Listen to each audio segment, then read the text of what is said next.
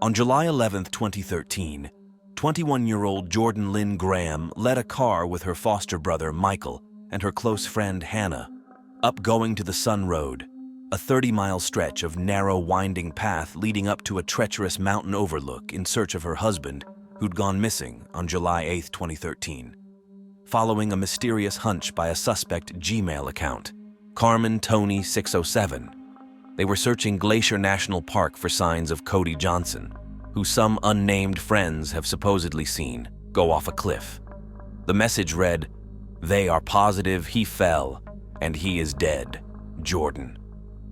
Cody's relatives and friends searched the park alongside the potential widow, combing through over 1,500 square miles of wilderness filled with winding trails, swift-flowing rivers, cliffs, mountain lions, and grizzly bears. Of all the cliffs and all the roads, Jordan led them up that particular one, claiming she had a feeling, ignoring numerous location suggestions from Michael and Hannah. At the very top, they stopped at a parking lot and hiked up the loop trail. It was an extremely steep trail leading up to a 200-foot cliff overlooking a deep ravine. Jordan navigated her way to the top with practiced ease and hopped past jagged rocks to the very edge of the cliff, overlooking the ravine. Peering over it, she threw a rock off and said, "I think he's down there." It took a particularly brave FBI agent tying himself to a tree and leaning over the edge and the aid of several emergency services and a helicopter to confirm and extract the body at the bottom of the ravine. The body belonged to Cody Johnson, a newlywed car enthusiast, businessman, and a pillar of the community. How did Cody end up here, and what did his wife and the mysterious carman Tony 607 have to do with it? And who were the mysterious out-of-town friends that were with Cody when he fell? These were the questions that hounded the Kalispell Police Department for days to come. Cody Johnson was born on April 8, 1989, in San Jose, California, and he grew up with his mother, Sherry Johnson, whom he was intimately close to. They moved to Kalispell in northwestern Montana in 2002.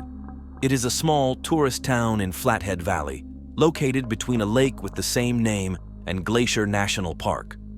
Cody spent most of his childhood exploring the great outdoors, driving on long trails with his friend, and kindling his lifelong obsession with all things cars. According to Cody's friends and family, he was real. He was personable, charismatic, and selfless. He was one of those rare types of people who wouldn't hesitate to go the extra mile to help you once they got to know you. Cody was also lucky enough to grow his lifelong interest in cars into a thriving business. It started with modifications and souping up cars for racing in his teenage years, but it did eventually evolve to include commercial cars. Cody was a custom commercial car builder, but he also had a job at Nomad Communications, where he worked with his uncle and several of his car-loving friends. It also didn't hurt that his childhood best friend, Cameron Fredrickson, was his boss. Life was pretty much perfect for Cody. The only thing missing was somebody to share that life with. At 23, Cody was in the market for a life partner. He talked to his friends about wanting to marry a church girl, and on Halloween 2011, he met Jordan, the woman who'd change his life forever. Born in August 1991, Jordan Lynn Graham lived in Kalispell all her life with her family. She grew up deeply religious and attended the Faith Baptist Church, where she babysat children and worked with families. Her whole life revolved around her faith. All her friends were in church, and it was her dream to one day become a stay-at-home mother and raise a family. Jordan and Cody hit it off when they met on Halloween 2011. She was initially shy before she opened up, and they got to talking. She told Cody about her dreams of starting a family and how much she loved nature and the outdoors. Jordan liked Cody, but she was only 20 years old at the time and was not looking to start anything serious. They went on a few dates, but remained just friends. All that changed when Cody began to seriously pursue her. He joined her church, First Baptist, and began to move in the same circles as she did. It wasn't long before their casual relationship evolved into something more, at least for one of them. They started dating officially in November 2011, and Cody was entirely taken by her. He adored her and wanted to be with her day and night. According to Sherry Johnson, Cody was sure he wanted to marry Jordan a few weeks into their relationship, even when Jordan told him she wanted to maintain her chastity until marriage. He didn't change his mind. The people who knew the couple well, however, noticed that Jordan didn't seem to feel as passionately for Cody as he did for her. Some chalked it up to her shy nature, but others were a bit more apprehensive of the lopsided relationship. They were not affectionate in public, didn't hold hands, or even flirt. Most of Jordan's friends were surprised when she said yes to Cody's proposal that followed 1 year later in December 2012. They thought she was not serious enough to get married after 1 year of dating, but were happy for her nonetheless. In an Instagram post, Jordan flaunted her new ring with the caption, "He proposed. Best early Christmas present ever, smiley face." The marriage was slated for June 29, 2013, and immediately started planning. Cody was heavily involved, as was Kimberly Martinez, Jordan's best friend and matron of honor. However, it was Jordan who seemed the most interested in the wedding planning. She even performed a song the couple hired a professional songwriter, Elizabeth Shea, to write. The lyrics of the song seemed chillingly prophetic in hindsight. When Kimberly or anybody else broached the topic of actually being married to Cody, however, her mood soured. She asked her matron, Kimberly, several times over if she was doing the right thing, and on her wedding day, her true feelings about the union were impossible to hide. She was a nervous wreck. She was looking down a lot and didn't seem like she wanted to make eye contact with her husband. When it was time for wedding photos, Jordan seemed to have recovered well enough, and by the time they had their first dance, she was entirely focused on Cody. However, this bliss would not last for long. The morning after their wedding, she texted her friend from the hotel they were honeymooning from. She hadn't consummated their marriage and turned her husband away the first night of their wedding and the 6 other nights following that. I just know he's gonna want to do stuff, and I'm not really wanting to. And another. Using the "my period started" spiel tonight. I freaking hope it works. Because if I'm forced to do something, I'm going to freak out. It turned out that Jordan was deathly afraid of sex. A combination of her faith and her true feelings towards Cody made her nervous about being intimate with him.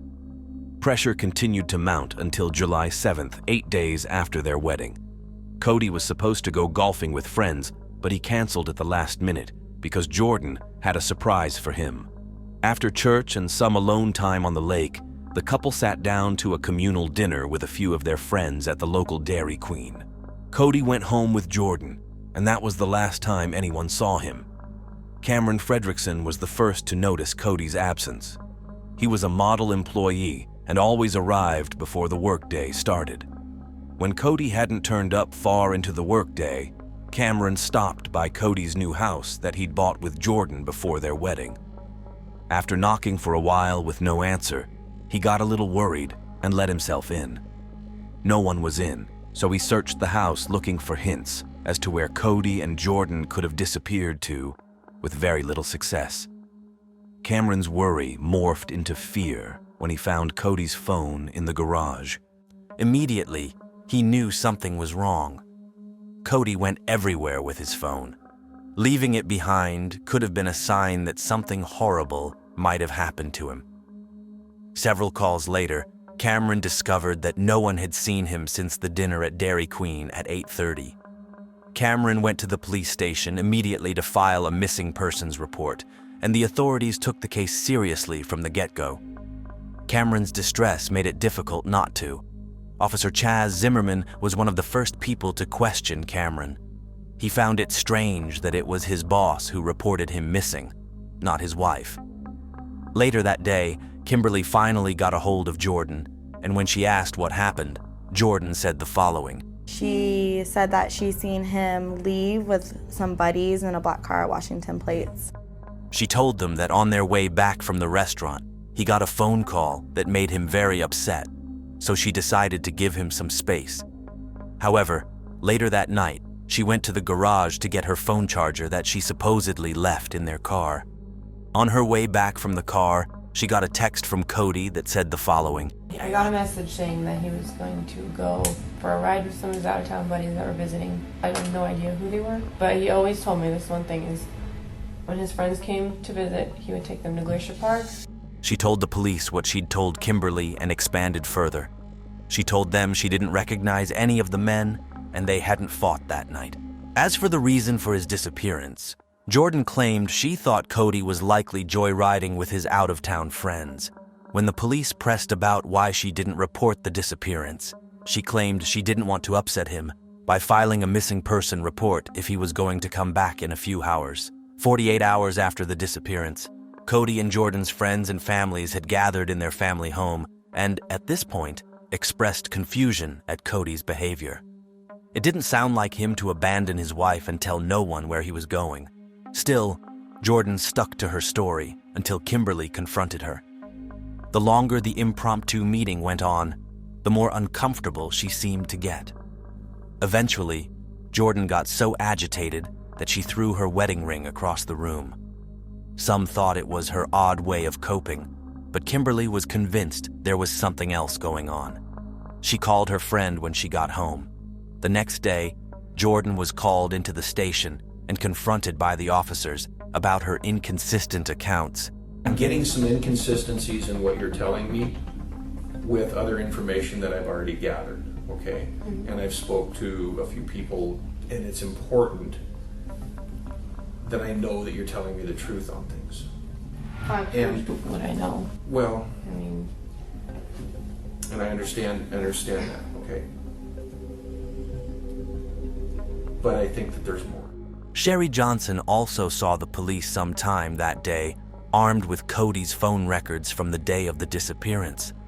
She was worried about her son and hoped the mysterious man Cody called would shed some light on his whereabouts. But it ended up being a car friend calling to return a tool to Cody. He was immediately eliminated as a suspect because he had a rock-solid alibi. His wife was in labor when Cody disappeared. With all of their leads exhausted, the police turned their attention back to Jordan. She clearly had a story to tell, but it wasn't adding up.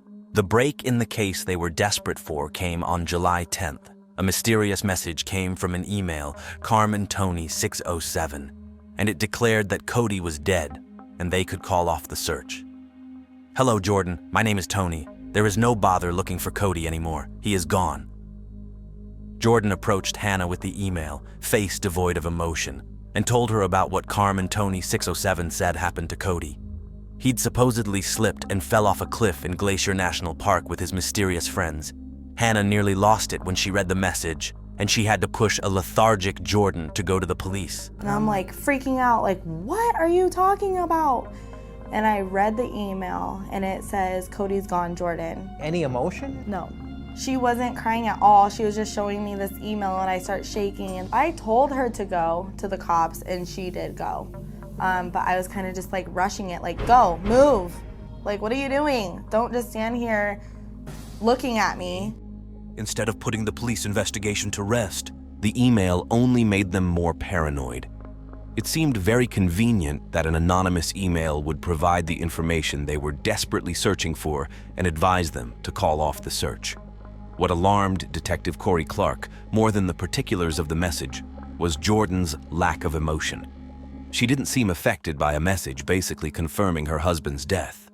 Based on the information in that email, Jordan decided to go to Glacier National Park with her close friends and family to search for Cody. Hannah described Jordan as strangely chipper the entire ride up the park. The drive up there was her waving her hand out the window. They found nothing by the end of the first day and resumed their search on the second, and it was then Jordan miraculously found Cody's body. We stand there and she's like, I think he's down there. And I was like, what are you talking about? Why would he ever be going down there? Why would anybody do that? This wall is here for a reason. The coroners said that his head and arms took most of the damage from the fall. Cody's family and friends were devastated at the loss, but Jordan was relieved, according to Hannah. Now that a body was found, the police would stop investigating, but the problem was the police still had no idea who Carmen Tony 607 was. When Jordan was initially questioned about the message, she pointed them at Tony Stahlkup, a fellow car enthusiast and acquaintance of Cody. He hadn't seen Cody in several months, but he was so concerned for him that he allowed them full access to his accounts. They did not find the email address they were looking for, and both Jordan and Cody's phone records did not reveal much. So, they had to reach out to Google to subpoena the IP address of Carmen Tony 607.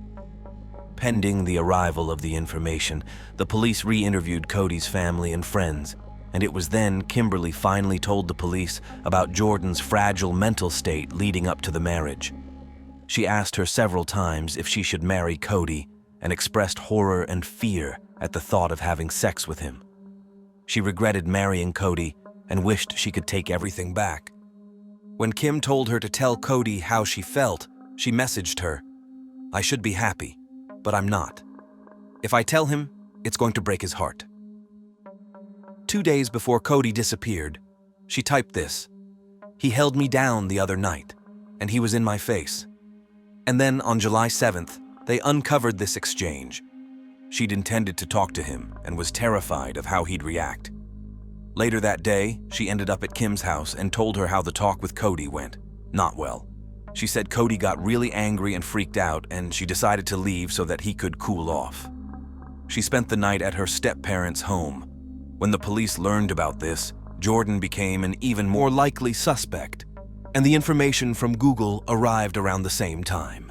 It confirmed that Carmen Tony 607's email address was generated from a computer at her stepfather's home. A short interview with each member of the Graham family painted Jordan as the creator, but that was not damning evidence enough. Cody and Jordan's cell phone records were.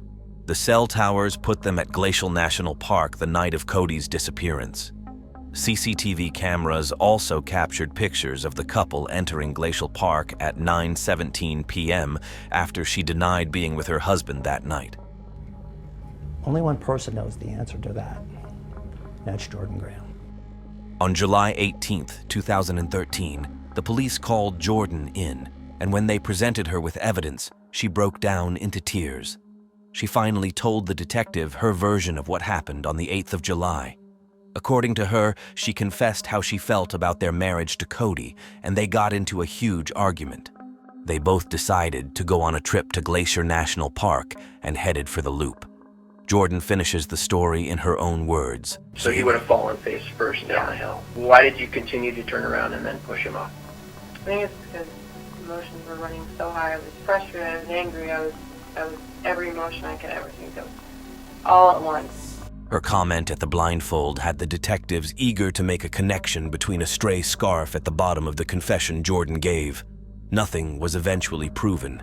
Jordan also claimed that Cody's death was accidental and that no part of her planned the assault she would later come to receive. There was no planning on your part to kill Cody? No. Okay. You hadn't planned that until this whole thing just kind of happened in the heat of the emotion and the passion of that situation. When asked why she pushed her husband Cody off the bridge, she said the following. She stated that he had turned his back to her, he was facing the cliff, and that's when she went up to him and with both hands pushed him in the back off the cliff. Jordan also confessed to creating Carmen Tony 607 at her stepfather's house and sending the messages. Jordan walked out of the police that day, surprisingly, still a free woman. The police did not charge her and wouldn't charge her until July 22nd at Cody's funeral, where she was texting on her phone. This one act of disrespect evaporated any sympathy anyone had left for Jordan. She was on her phone, whether it was texting or a mobile app. Rumors had been circling that Jordan had killed Cody to escape their marriage because it was the only way she could take back her decision without disgracing herself and her family. If Cody were dead, she wouldn't need to divorce him. Her attitude at his funeral all but confirmed those rumors. People were beginning to question whether Jordan ever loved Cody. Jordan was charged with first, second-degree murder and making false statements. The jury also added the charge of premeditated first-degree murder after reviewing her case. Her trial finally started on December 9th, 2013. The prosecution ruthlessly came after Jordan the moment the trial started, and a few days in, things were not looking good for her. They picked apart her story, raising vital questions like why she lied and led Cody's friends and family on whether she was innocent and remorseful about her actions. The testimony from Cody's family and loved ones certainly didn't help her case.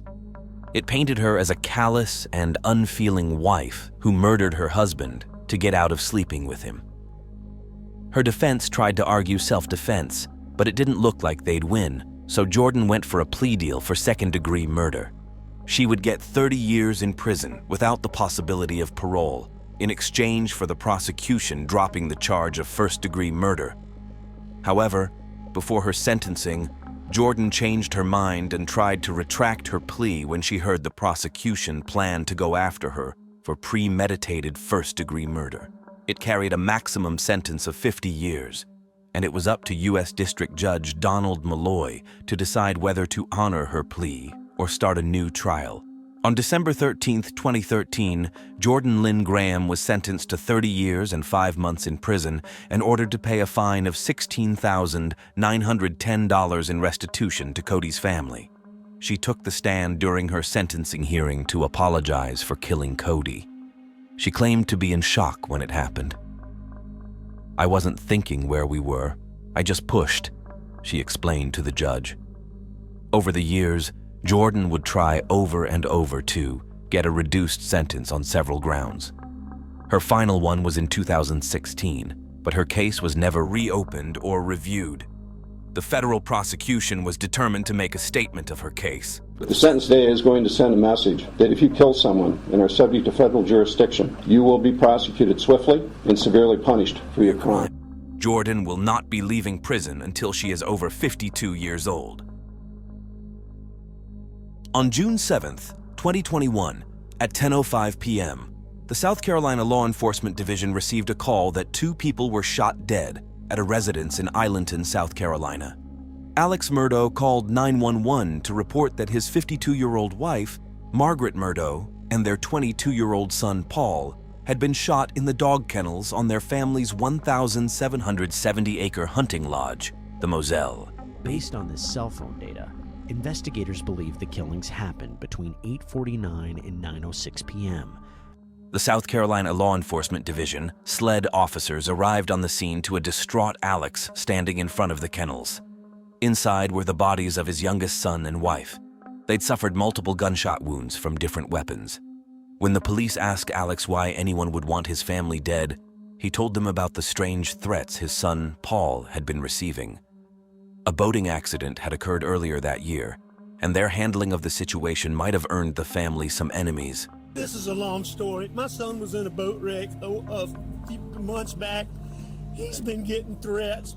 The news of the murders of one of Hampton's most beloved families rocked the sleepy town to its core. Despite the tragedy gaining national attention, it would take more than a year for law enforcement to make their first arrest. While the police worked in the background, the question on everybody's mind was, who killed Maggie and Paul and why?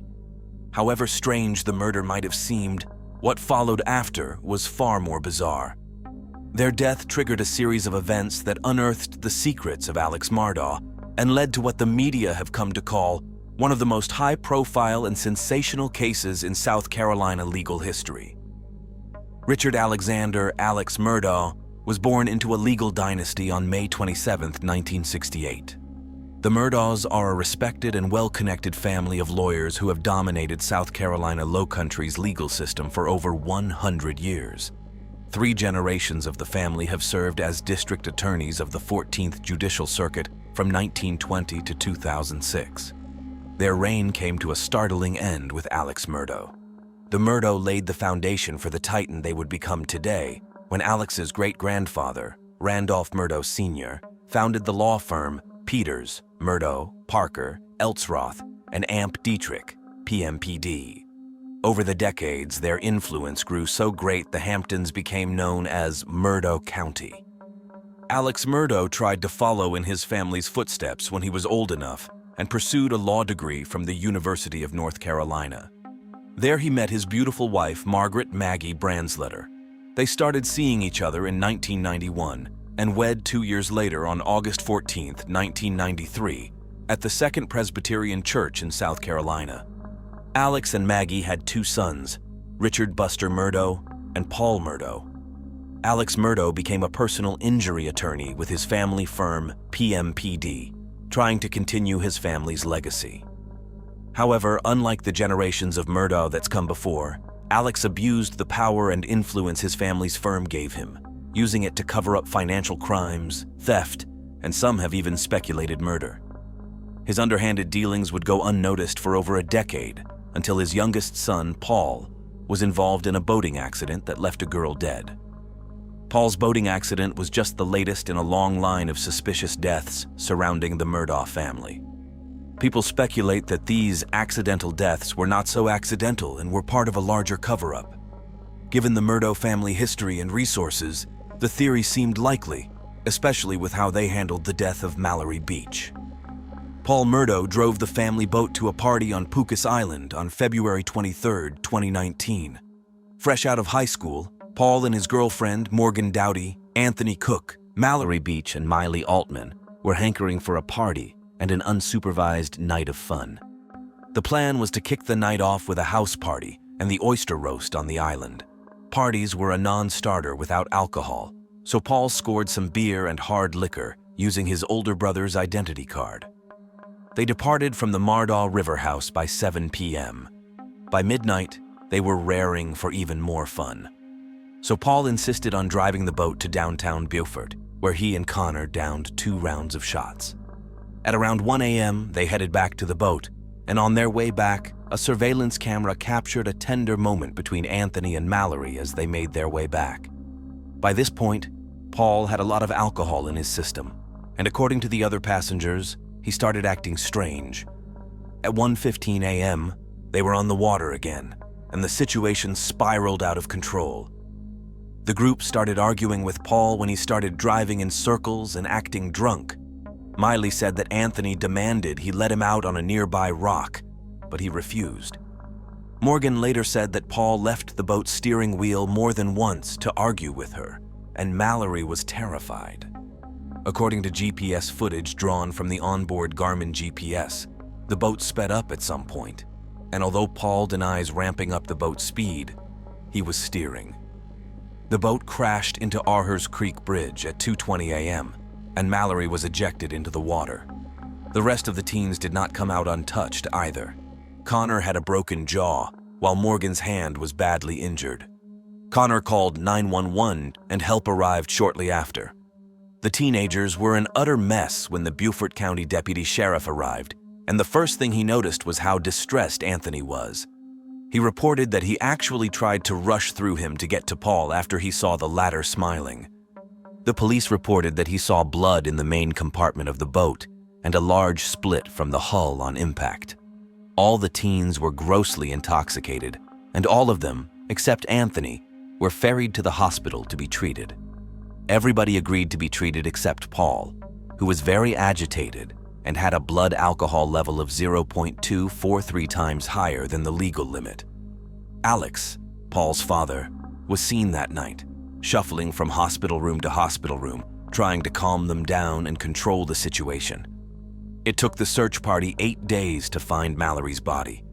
The coroner said she died of blunt force trauma to the head and drowning, despite multiple witnesses, including Morgan, Paul's girlfriend, claiming Paul was out of control at the steering wheel that night.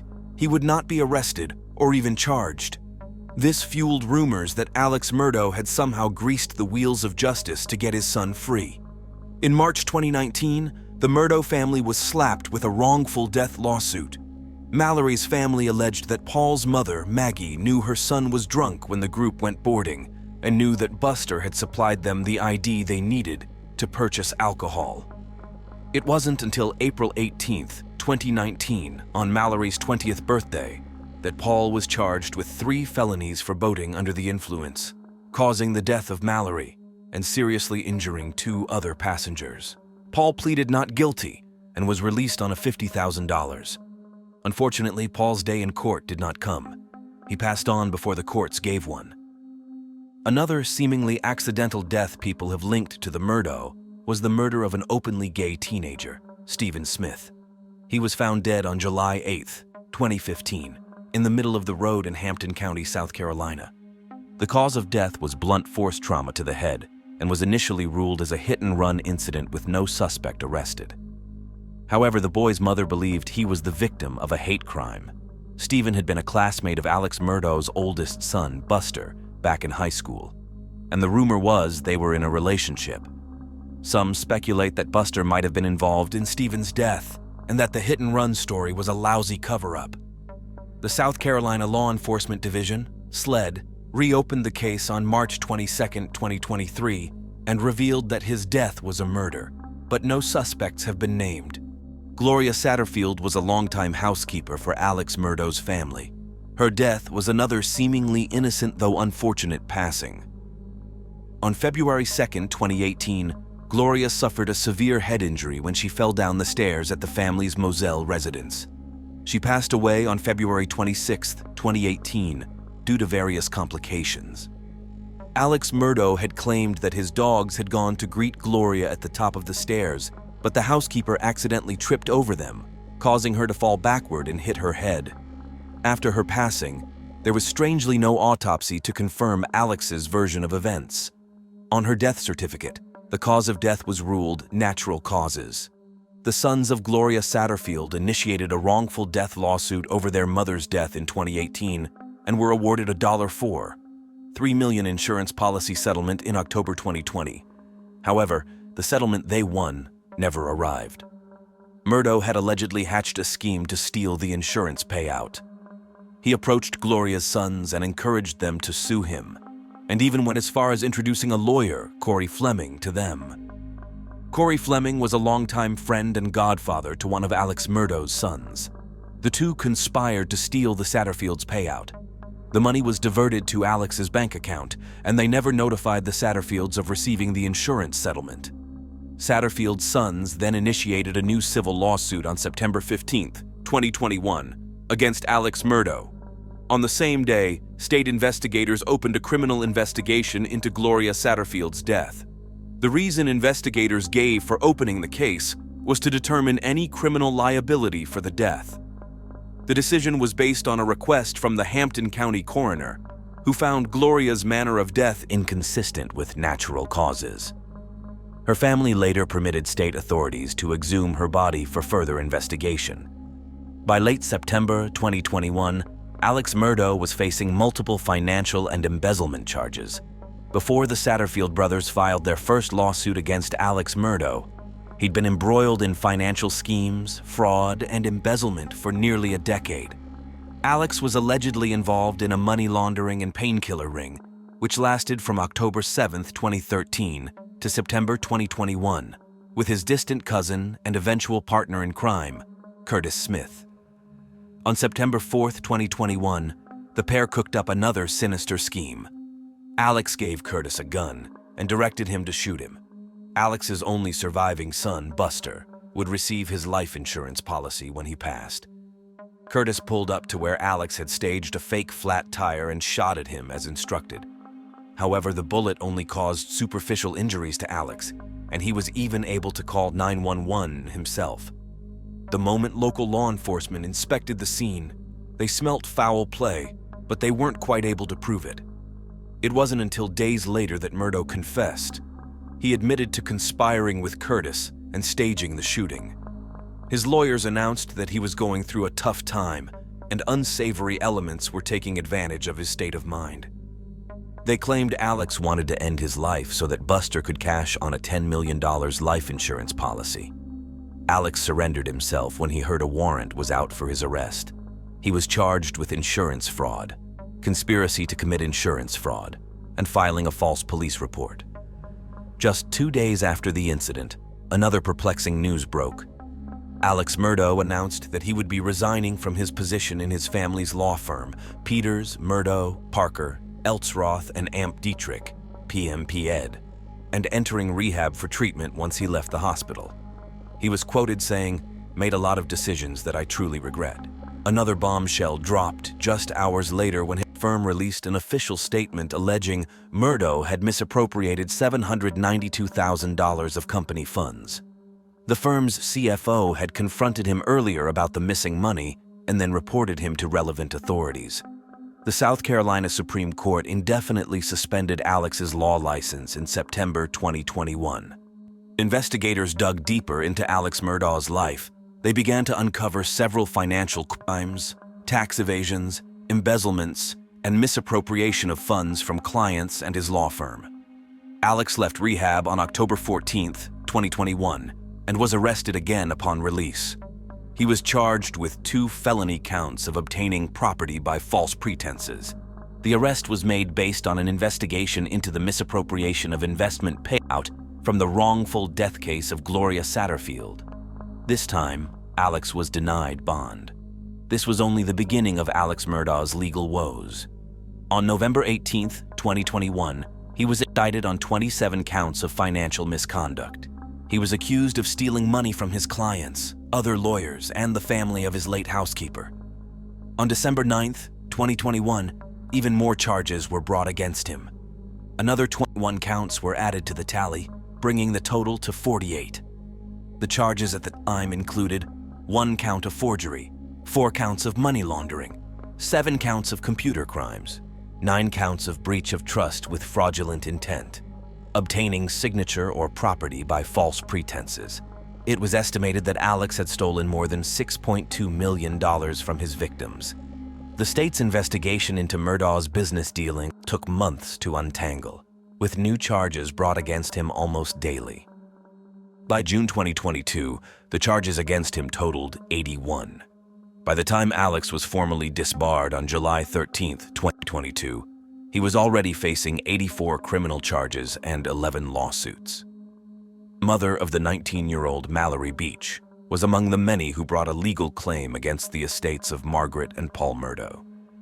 The enormity of these financial crimes raised questions about the character of the once prominent attorney. Could he be hiding something even more sinister? Perhaps the murder of his wife and son? If so, what could have possibly been his motive? The South Carolina Law Enforcement Division, SLED, decided to revisit what they knew and had accepted as facts about the double murder. They considered new information they gathered while investigating the numerous financial crimes of Alex Murdaugh. One of the first facts investigators realized was that all was not well in Alex and Maggie Murdaugh's marriage. The couple had hit a rough patch. Maggie was living apart from her husband in the family's beach home on Edisto Island, more than an hour away from the Moselle property. Marion Proctor, Maggie Murdaugh's sister, told law enforcement agents that Mary had not even planned to see her husband on the night of the murders. Alex reached out to Maggie on the fateful day, asking her to meet him at the family lodge. He asked Maggie to accompany him to visit his father, who was terminally ill and could pass away at any time. She was reluctant to go initially and was said to have messaged a friend saying that her husband's behavior was fishy and that he was up to something. She suggested that they meet at the hospital instead. Ultimately, she agreed to drive to the Moselle property before heading to the hospital to visit Alex's ailing father. Unfortunately, she was murdered before she had the chance to visit her father-in-law. Maggie and her younger son were shot dead at their Moselle property. The 700-acre hunting lodge estate contained the Murdaugh house, dog kennels, a cabin, and stretches of swampland. Maggie and Paul were found near the dog kennels, and they had been shot several times. Paul was shot twice with a shotgun, and Maggie had 5 gunshot wounds. She'd been killed with a different weapon, which ballistic analysis determined was a Blackout 300 ammo from an AR-style rifle. Alex Murdaugh claimed that he had a long nap that day before leaving to see his ailing mother, who suffers from dementia. He said he was away for about 45 minutes to an hour and a half, and when he got back, he saw his wife and younger son dead on the floor near the dog kennels. Alex's timeline for the night had been laid down during a series of interviews with law enforcement. So up at the house, I laid down, took a nap on the couch. I left to go to my mom's. When I got back to the house was obviously nobody was in there, so I figured they're still up here fooling around. I pulled up and I could see them, and I knew something was bad. While Alex was a person of interest in the eyes of law enforcement, they were still something missing, a motive as to why a prominent and influential lawyer would decide to kill his family. It wasn't long before they found what they were looking for. The South Carolina Law Enforcement Division, SLED, discovered that weeks before the murder, the state grand jury had subpoenaed Alex Murdaugh's finances. It was concerning an obstruction of justice investigation connected to a fatal 2019 boat crash involving Paul Murdaugh. Alex Murdaugh was scared that all his financial wrongdoings would be exposed following the hearing, which was scheduled for June 10, 2021. To make matters worse, his law firm had discovered his misappropriation of company funds. Gene Seckinger, the law firm's CFO at the time, had confronted Murdaugh about the missing money on June 7, 2021, the day of the murder. State authorities claimed that the financial pressure had Alex rattled, and he feared his world would collapse. So he hatched a daring plan that would divert attention from his financial crimes, which were beginning to go public, and help garner sympathy for him in the public eye. July 14, 2022, 13 months after the fatal shooting of Maggie and Paul, Alex Murdaugh was charged with the murders of his wife and son. The start of the murder trial of Alec Murdaugh, the once prominent South Carolina. Murdaugh was charged with 2 counts of murder and possession of a weapon during the commission of a violent crime. The prosecutors claimed that Murdaugh had shot and killed his wife and son at close range with a shotgun and an AR-style rifle. The murder weapons were never found. Murdaugh's defense team argued that 2 shooters carried out the shootings due to the different weapons used. Expert witness for the defense also stated that based on the trajectory of the bullets, the likely height of the shooters was between 5 foot 4 inches and 5 foot 2 inches. Alex stood at the proud height of 6 foot and 4 inches, which disqualified him as a suspect. Whoever shot this shot, or these shots, well, first of all, the quail band shot was 5'2" to 5'4". That is the most likely explanation, yes. The expert witness, under cross-examination, was grilled by the prosecutors and later admitted that there were other possibilities, apart from the height scenario painted, that could have caused the trajectory of the bullet. Ballistic determined that Maggie was shot with a .300 blackout ammo from an AR-style rifle. Investigators found a box of .300 blackout ammo in the Murdaugh family estate. State prosecutors argued that Murdaugh killed his wife and son to gain sympathy and escape accountability for his string of financial crimes. Murdaugh's lawyers ridiculed the idea, asking why he would shift a financial investigation away from himself in order to avoid scrutiny by putting himself in the spotlight of a murder investigation. In the course of the trial, it was revealed that Alex Murdaugh had been a person of interest since the start of the South Carolina Law Enforcement Division, SLED, investigation into the murders. According to Dick Harpootlian, Murdaugh's lawyer, he had an ironclad alibi for the night in question and also had no reason to kill Maggie and their younger son, Paul. He described Alex and Maggie's marriage as full of love. The prosecutors then presented 2 videos recorded of Alex on the night of the murder, taken a few hours from each other. One was a Snapchat video taken off Paul's phone, and the other was a body cam of one of the law enforcement agents at the scene of the crime. The footage you're seeing is from a Snapchat video that was taken off of Paul's phone earlier in the night before the murders. Now compare that to what Murdaugh is wearing later on in the evening after the killings. Something immediately stood out. The outfits in the 2 videos were different. The blue shirt is seen in the Snapchat video that was taken roughly 1 hour before the murders and was different from what Alex was wearing, as seen in the body cam recording of the officer.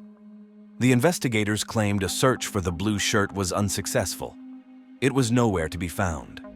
Prosecutors suggested that Murdaugh tried to influence the key witness's accounts by asking her if she remembered the shirt he was wearing that night. He was pacing back and forth in the living room, and he said, "I got a bad feeling." There was a video that was out, and he said, "You remember the shirt I was wearing, that Vinnie Vines shirt?" In my mind, I was saying, I don't remember a Vinnie Vines shirt. It was the polo shirt. I didn't really know whether he was trying to get me to say that that was a shirt he was wearing. Cell phone data from Murdaugh's phone showed he was at his mother's home for only 15-20 minutes. This was further corroborated by the testimony of Alex Murdaugh's mother's caregiver, who stated he stayed for only 15-20 minutes before leaving. Murdaugh claims to have stayed for at least 45 minutes. I was probably gone an hour and a half from my mom's. How long did he stay in the room with y'all? When I say y'all, for the record, you and Miss Libby, I apologize. About 15 to 20 minutes. 20 minutes. The most crucial piece of evidence was found late in the investigation. When going through Paul's phone, which was recovered at the scene, they found a video that Paul recorded at 8:44 p.m., minutes from the time investigators believed the murders happened. The murder occurred between 8:49 to 9:06 p.m., according to state authorities. The video on Paul's phone was recorded in the dog kennels. The audio featured 3 distinct voices. Family and friends were called to identify the voices. It's a guinea. This is a chicken. Come here, Bob. Come here, Cash. Come here, Bob. Cash. The voices were determined to be Paul's, Maggie's, and Alex's. This placed Murdaugh in the vicinity when the murders occurred. At this point, the ironclad alibi that Murdaugh relied on was completely destroyed. He had claimed he was never at the dog kennels that night. During the 5th week of the trial, Murdaugh took the stand and reiterated that he could never have intentionally hurt his wife and son. He testified, "I didn't shoot my wife or son." He admitted that he had lied about his alibi. Murdaugh's new story was that he had an opioid addiction at the time and was prone to paranoia, and that was the cause of his lie to the law enforcement agents. Prosecutors suggested that after Murdaugh killed his wife and son, he then took her phone and made a series of calls and texts to the device to help build his alibi. One text read, "Call me babe." It was sent at 9:47. Cell phone data also showed that Murdaugh and his wife's phone locked within seconds of each other. Another piece of evidence presented to the jury based on data from Alex's cell phone was that within the time frame of when the murder occurred, Alex suddenly took a lot of steps. Prosecutors attribute this to him trying to hide or dispose of evidence that would link him to the murder. Murdaugh's lawyers discredited this claim by pointing out that the steps recorded on Alex's phone did not match that of his wife's, so it is wrong to think he picked up his wife's phone after the shootings. Ultimately, the video Paul recorded at the dog kennels provided the decisive evidence by which the case was determined. The jury reached a verdict in 3 hours on March 2nd, 2023. The jury found Alex Murdaugh guilty on all counts. He was sentenced to 2 life sentences to run consecutively without the possibility of parole. The jury also convicted him of 2 counts of possession of a weapon during a violent crime, which added another 5 years to his sentence. Murdaugh pleaded guilty to 22 counts of financial crimes as part of his deal, but continues to stand by his claim of innocence in the murder of his wife and son. On March 9th, 2023, he filed a notice to appeal his double murder conviction. In a surprising turn, Murdaugh's lawyers filed a motion seeking a new trial after allegedly uncovering evidence of jury tampering by Rebecca Hill, which she has now denied. Rebecca was a Colleton County clerk of court and was accused of tampering with the jury by advising them not to believe Murdaugh's testimony and other evidence presented by the defense, pressuring them to reach a quick guilty verdict, and even misrepresenting critical and material information to the trial judge in her campaign to remove a juror she believed to be favorable to the defense. A hearing would be convened for Murdaugh's lawyers to present evidence and witnesses to support their claim. However, a judge is yet to be selected to preside over the hearing. With Murdaugh's appeal, over 100 financial and drug crime charges, and multiple pending lawsuits, we can be sure that we have not heard the last of Alex Murdaugh. On June 5th, 2002, 14-year-old Elizabeth Smart slept in her bed in the affluent town of Federal Heights in Salt Lake City, Utah. Elizabeth and her sister, Mary Katherine, shared a bedroom at the time. However, their peaceful slumber would soon be shattered. As the night progressed, a soft-spoken man forced open a window in the girl's room armed with a knife. This intrusion awoke Mary Katherine, but she pretended to be asleep, hoping to protect her sister. The man then turned to Elizabeth and ordered her to be quiet or else he would harm her. Terrified, Elizabeth complied with his demands, putting shoes on before being taken outside the home. Meanwhile, Mary Katherine lay still, waiting for 2 hours before finally waking their parents, Ed and Lois Smart. She told them someone had taken Elizabeth, but her parents initially didn't believe her. Ed and Lois dismissed her claims, thinking that perhaps Mary Katherine was dreaming. However, as events unfolded, they took their daughter's story seriously. After inspecting Elizabeth and Mary Katherine's bedroom, Ed and Lois discovered a cut window screen, confirming Mary Katherine's story. Worried about Elizabeth, Ed and Lois immediately contacted the authorities. The police arrived at the Smart family home and questioned Mary Katherine about the man who had abducted Elizabeth from their bedroom. Mary Katherine described the man as having dark hair and noticed dark hair on his arms and the backs of his hands. Despite speaking quietly to Elizabeth throughout the incident, Mary Katherine was still able to identify his voice as somehow familiar. However, she struggled to remember any specific circumstances she could have heard before. About 3.5 hours after Elizabeth was taken, the authorities utilized the Rachel Alert system to broadcast information about her abduction to the public. The Rachel Alert was named after another Utah girl who was abducted and murdered. By utilizing this alert system, the authorities could quickly reach a wide audience and enlist the public's aid in locating Elizabeth. Because Ed and Lois Smart had put their house up for sale before Elizabeth was taken from her bedroom on June 5, 2002, the police looked at people who toured the house as possible suspects in Elizabeth's abduction. In addition to the house tour, the police also searched the Smart family's computer. They wanted to uncover any online interactions Elizabeth may have had with strangers, as this was a common tactic used in child abduction cases.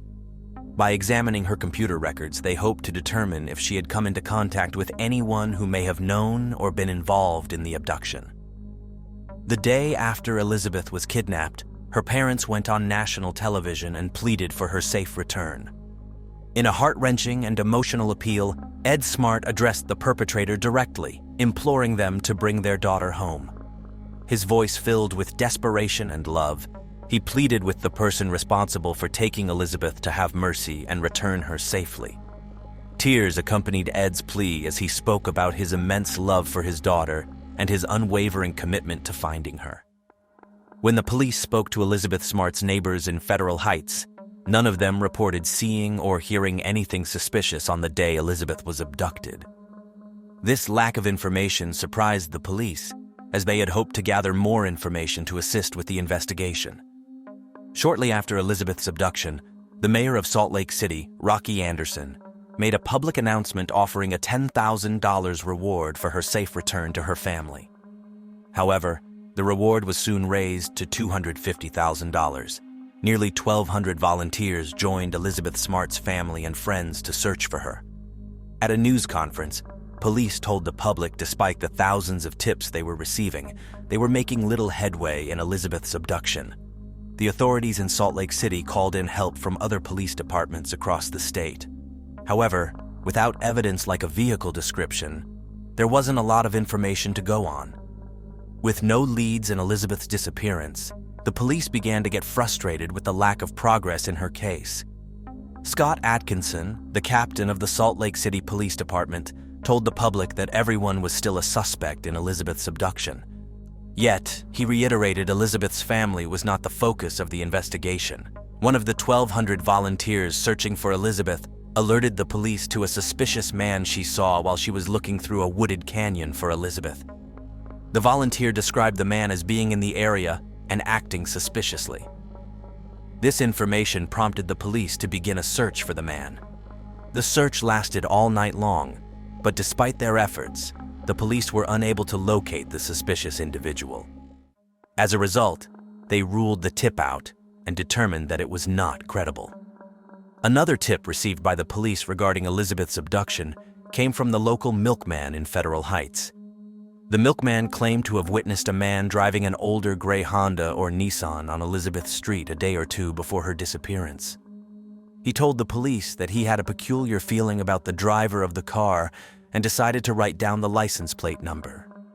When the police thoroughly searched their vehicle database for that specific license plate number, they came up empty-handed.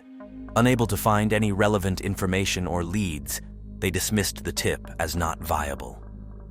The police officers investigating the abduction of Elizabeth Smart encountered a significant challenge due to the large number of individuals who showed up at the Smart residence in the hours following her abduction. By the time the police arrived at the scene around 4 a.m., the home was already filled with numerous individuals, causing potential contamination of any possible evidence that may have been present. As the search for Elizabeth Smart continued, the police questioned a man who had contact with Elizabeth at a social function before her abduction. However, they soon released this person and determined they had no connection with Elizabeth's disappearance. The search efforts intensified, and over 20 volunteer pilots in their private planes searched the Salt Lake area from the skies. Yet their efforts yielded no results. Tracking dogs indicated they had smelled something in Red Butte Canyon, several miles from Elizabeth's home. Police searched that area, but it turned out to be a dead end. Elizabeth's father, Ed Smart, had reached the point of exhaustion during the search for his daughter. He collapsed from the strain and had to be taken to the hospital. However, a few hours later, he was released and determined to continue looking for his daughter. Ed Smart and his wife had not been able to sleep and were utterly exhausted by the ordeal. In a media interview, Ed Smart expressed his frustration and determination to find his daughter, stating that he and his wife were barely holding it together. Despite Elizabeth's parents' exhaustion while they looked for her, Ed and Lois Smart held out hope their daughter was alive. They firmly believed in their unwavering belief that Elizabeth was going to come home to them. This conviction was instilled deep within their hearts. Elizabeth's mother, Lois Smart, expressed her love and commitment to her daughter through the media. She said in a powerful and emotional statement, "Elizabeth, if you can hear us, we love you." Elizabeth's loved ones held a candlelight vigil, praying for her to return home safely. In response to the abduction, the police requested Elizabeth's father, Ed, to take a polygraph test. Ed willingly complied with the request, demonstrating his family's commitment to aiding the authorities in finding their daughter. Her family was more than willing to do whatever was necessary to help the investigation. The investigation into Elizabeth's abduction ruled out the possibility that she had staged her disappearance, and they determined that she had not run away. Mark Kloss, whose daughter was kidnapped and murdered in California in October 1993, reached out to Elizabeth's family to offer his support. He traveled to Utah to speak with Ed and Lois Smart, sharing his own experiences and insights to help them navigate the challenging circumstances they were facing. During an interview with the media, Mark Kloss highlighted how the internet had benefited Elizabeth's disappearance. He stated that with the internet, the police were able to quickly and effectively spread the word about Elizabeth's missing person flyer, as this allowed them to reach a wider audience and alert people in different states, increasing the chances of finding her. The police soon received information that a man named Brett Michael Edmonds had been sighted in Federal Heights around the time Elizabeth was abducted. This information led detectives to seek Brett for questioning. However, their search for Brett proved unsuccessful, as they could not find him anywhere. As the investigation continued, the police discovered that Brett had relocated to New Mexico and Texas. A chase ensued, and authorities eventually apprehended a man they believed to be Brett at a department store. The individual was arrested on charges of auto theft and shoplifting. However, upon further investigation, it was determined that he was not Brett Michael Edmonds. Despite the physical similarities, the man was determined to have had no connection to Elizabeth's case. Eventually, the police found Brett Michael Edmonds in West Virginia, where he was admitted to the hospital due to an overdose and liver failure. Brett's health was so critical that the authorities feared he might not survive. However, his condition allowed for the possibility of questioning him regarding Elizabeth's abduction.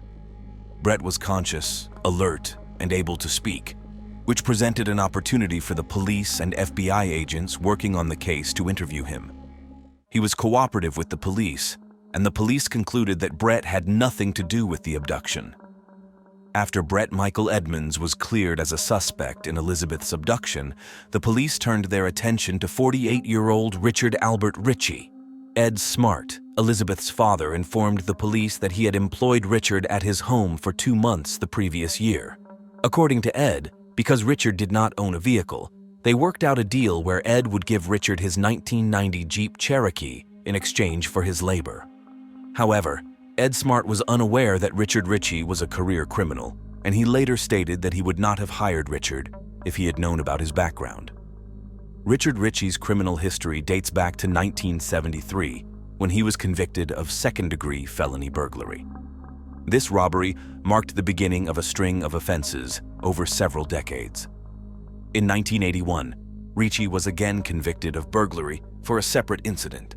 His most serious crime occurred in 1983 when he was sent to prison for aggravated robbery and attempted murder. The conviction resulted from an incident where he wounded a police officer during a gunfire exchange with authorities during a drugstore robbery. Additionally, Richard Ritchie was convicted of theft in 1996 for stealing about $2,500 worth of food from a food pantry in Richfield. According to corrections records, Richard Ritchie was paroled in September 2000. In an interview with the media, Ed Smart expressed his doubts about Richard Ritchie's involvement in his daughter's abduction. Ed stated that despite Ritchie's criminal history, he initially found Ritchie to be a capable worker. On June 14, 2002, Richard Ritchie was arrested on a parole violation, and the police were unable to confirm his whereabouts on the day Elizabeth was abducted. However, Richard Ritchie denied any involvement in Elizabeth's abduction. Through a statement from his attorney, Richard Ritchie informed the public that the police conducted an exhaustive search of his home, even digging up his garden.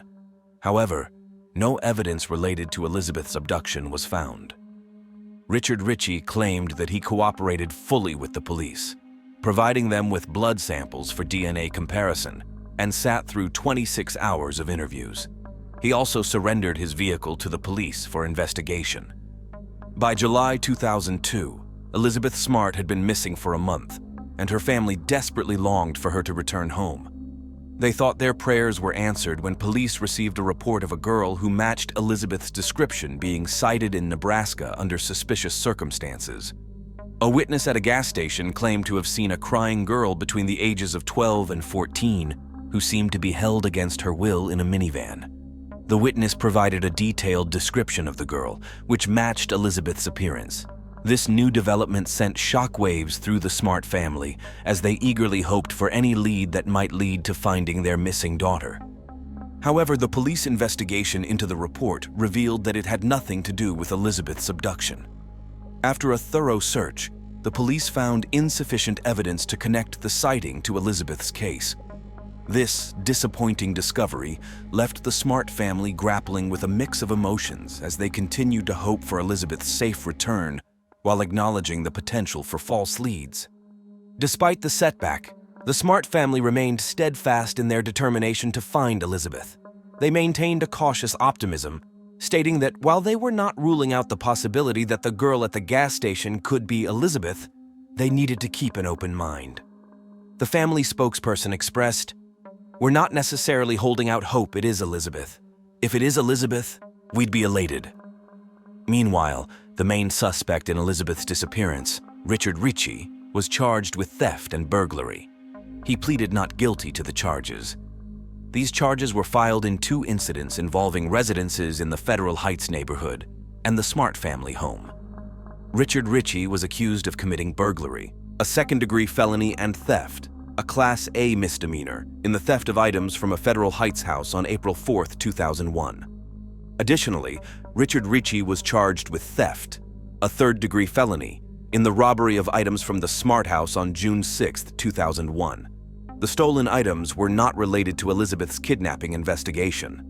Salt Lake District Attorney David Yocom held a press conference to announce the charges. He stated that the stolen items from the Smart house included jewelry and a perfume bottle valued at approximately $3,500. When Ed Smart confronted Richard Ritchie about the theft, Richard denied the allegations and was subsequently fired. Unfortunately, the police investigation into the abduction of Elizabeth Smart suffered a significant setback in August 2002 when their best lead, Richard Ritchie, passed away from an irreversible injury to his brainstem that caused hemorrhaging. Richard Ritchie's condition deteriorated significantly, and he eventually lost the ability to communicate or breathe on his own. As a result, his family made the difficult decision to remove him from a ventilator. In an effort to save Ricci's life, doctors operated to remove a blood clot in his brain and alleviate the pressure on his brain stem. Unfortunately, the damage had already been done, and the efforts were unsuccessful. Despite the loss of Richard Ricci, the authorities continued their efforts to locate and apprehend those responsible for the abduction. However, Ricci's death presented a significant challenge in the investigation and the search for Elizabeth Smart's abductor. The loss of the prime suspect hindered the progress of their case and cast doubt upon the viability of other leads. In August 2002, an 11-year-old girl was sexually assaulted and beaten after she was taken from her bedroom. The severity of her injuries was unimaginable, as doctors at the hospital discovered that every bone in the middle of her face had been broken. She had to undergo surgery, but unfortunately, her condition remained critical. Following the assault, police arrested a close friend of the girl's father, Javier Sickler. He was charged with aggravated burglary, aggravated assault, and attempted murder. According to Javier Sickler, he recalled knocking on the front door of the victim's home, but claimed that he blacked out afterward. However, despite the initial similarities with the abduction of Elizabeth Smart, the police determined that Javier Sickler had nothing to do with her kidnapping. As the months continued to pass and Elizabeth Smart remained missing, the police investigating the abduction turned to unconventional methods in their attempt to find her. Among these methods was the use of psychics, individuals who claimed to be able to use extrasensory perception to gain information about the missing girl's location. The psychics provided information to investigators, suggesting that Elizabeth could be found entombed in a crypt in the foothills above Salt Lake City. This tip prompted officials from a company in Seattle to report that more than a dozen of its members had located Elizabeth's body through a special psychic process called technical remote viewing. According to the members of the Seattle-based group, their psychic abilities allowed them to determine Elizabeth had been killed within hours of her abduction. However, upon arriving at the designated tomb, the officers found no signs of Elizabeth's disappearance. In November 2002, a man by the name of Walter Kenneth Holloway was arrested and accused of extortion. Walter Holloway had contacted the Smart family and the Salt Lake Police Department, claiming to be the kidnapper of their daughter, Elizabeth. He demanded $3 million from Ed and Lois Smart for the safe return of their daughter, and threatened to harm Elizabeth if he did not receive the money. However, the police were able to track Holloway to South Carolina and determined that he had no involvement in the abduction. Ed Smart later stated that he was sickened by the extortion scheme and felt furious because it diverted the police's attention away from finding his daughter. The false kidnapping allegations had hindered their efforts and dedicated resources that could have been better utilized in finding Elizabeth. In October 2002, Elizabeth Smart's sister, Mary Katherine, suddenly realized that the abductor's voice was that of an unemployed man the family knew as Emmanuel. The family had hired Emmanuel to work on the roof and rake leaves in their yard for a day. However, the police officers were skeptical due to the short time Emmanuel had worked for the family, the long time that elapsed between the abduction and the revelation, and the limited time Mary Katherine had heard the abductor's voice. Despite the doubts, the family had a sketch artist draw Emmanuel's face from their descriptions.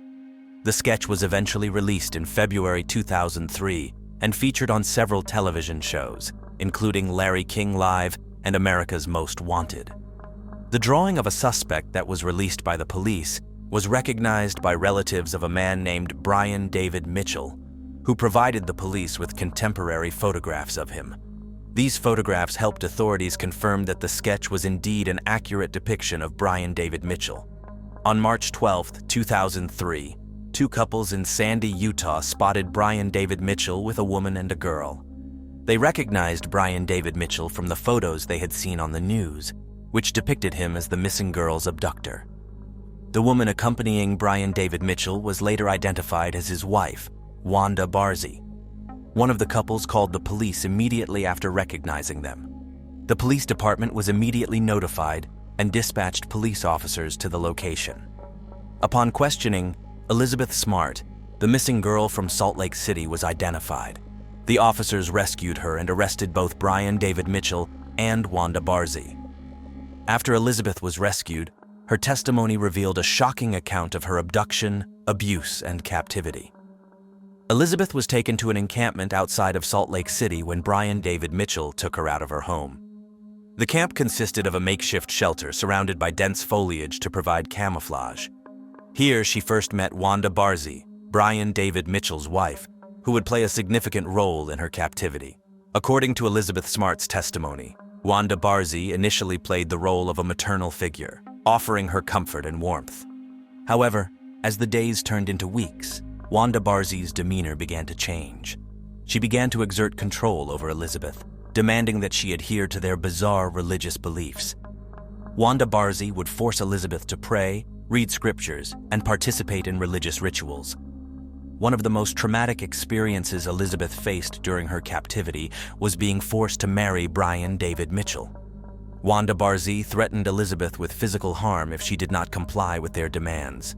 The wedding ceremony, which Mitchell described as a ceremony of eternal love, was a sham. It had no legal standing and served only as a symbol of Brian David Mitchell's control over Elizabeth. Following the forced marriage, Brian David Mitchell proceeded to assault Elizabeth. He justified his actions by claiming that he was a Davidic king who had been commanded to kidnap virgin brides in order to fight against the Antichrist. Brian David Mitchell insisted that Elizabeth was the first of many virgins he would abduct, and that she would accompany him as he battled this mythical figure. Elizabeth Smart endured unimaginable abuse during her captivity. In order to prevent her from escaping, she was shackled to a tree with a metal cable, which severely limited her mobility outside of the tent she occupied. This constant confinement prevented her from seeking freedom and left her feeling trapped and helpless. In addition to the physical restraint, Elizabeth was also subjected to psychological torment. She was forced to take a new name and chose the name Esther, after Esther of the Old Testament. The name change was a symbol of the loss of her identity and the manipulation and control exerted over her by Brian David Mitchell and Wanda Barzee. One of the most disturbing aspects of Elizabeth's captivity was the repeated sexual assault she survived at the hands of Brian David Mitchell. She was forced to endure these assaults multiple times a day, leaving her traumatized and fearful. In addition to sexual abuse, Elizabeth was made to look at explicit magazines, further exacerbating her trauma and degradation. Elizabeth was constantly threatened with violence and even death. Brian David Mitchell regularly threatened to kill her, leaving her in a constant state of fear and anxiety. The constant fear and uncertainty only intensified the abuse she endured, leaving her feeling overwhelmed and helpless. In order to further weaken her resistance, Mitchell often forced Elizabeth to drink alcohol and take drugs. These substances were used as a means to lower her resistance and make it easier for him to control her. The constant intoxication left her disoriented and vulnerable, making it easier for the abusers to carry out their horrific acts. Elizabeth was also starved and fed garbage by her captors. After her rescue, Elizabeth called Wanda Barzee the most evil woman she had ever met. After years of legal proceedings, Wanda Barzee pleaded guilty to all the charges stemming from Elizabeth's abduction and was sentenced to concurrent terms of 15 years in state and federal prison. In 2016, her federal imprisonment was terminated, and she was transferred from the Federal Medical Center, Carswell in Fort Worth, Texas, to the Utah State Prison in Draper, Utah, to begin serving her state prison sentence. Elizabeth Smart protested the release of Wanda Barzee in September 2018, but Wanda Barzee was still let out. Elizabeth Smart, who by the time of Wanda Barzee's release was an advocate for child safety, stated that she believed Wanda Barzee still had the potential to harm others. She argued that Barzee had not demonstrated remorse for her actions or any signs of rehabilitation. Her protest garnered attention in the media and highlighted the ongoing concerns surrounding the release of convicted criminals.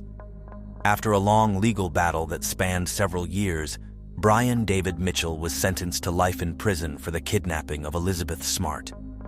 During the sentencing hearing, Elizabeth had the opportunity to address her kidnapper directly. In a powerful and emotional statement, She expressed the pain and trauma he had caused her. She told him that the 9 months she spent in captivity had taken away a part of her life that she could never regain. Despite this ordeal, Elizabeth showed remarkable resilience and determination. She assured her kidnapper that she would lead a good life despite the darkness he had brought into her life. Elizabeth's words reflected her strength and determination to overcome her challenges.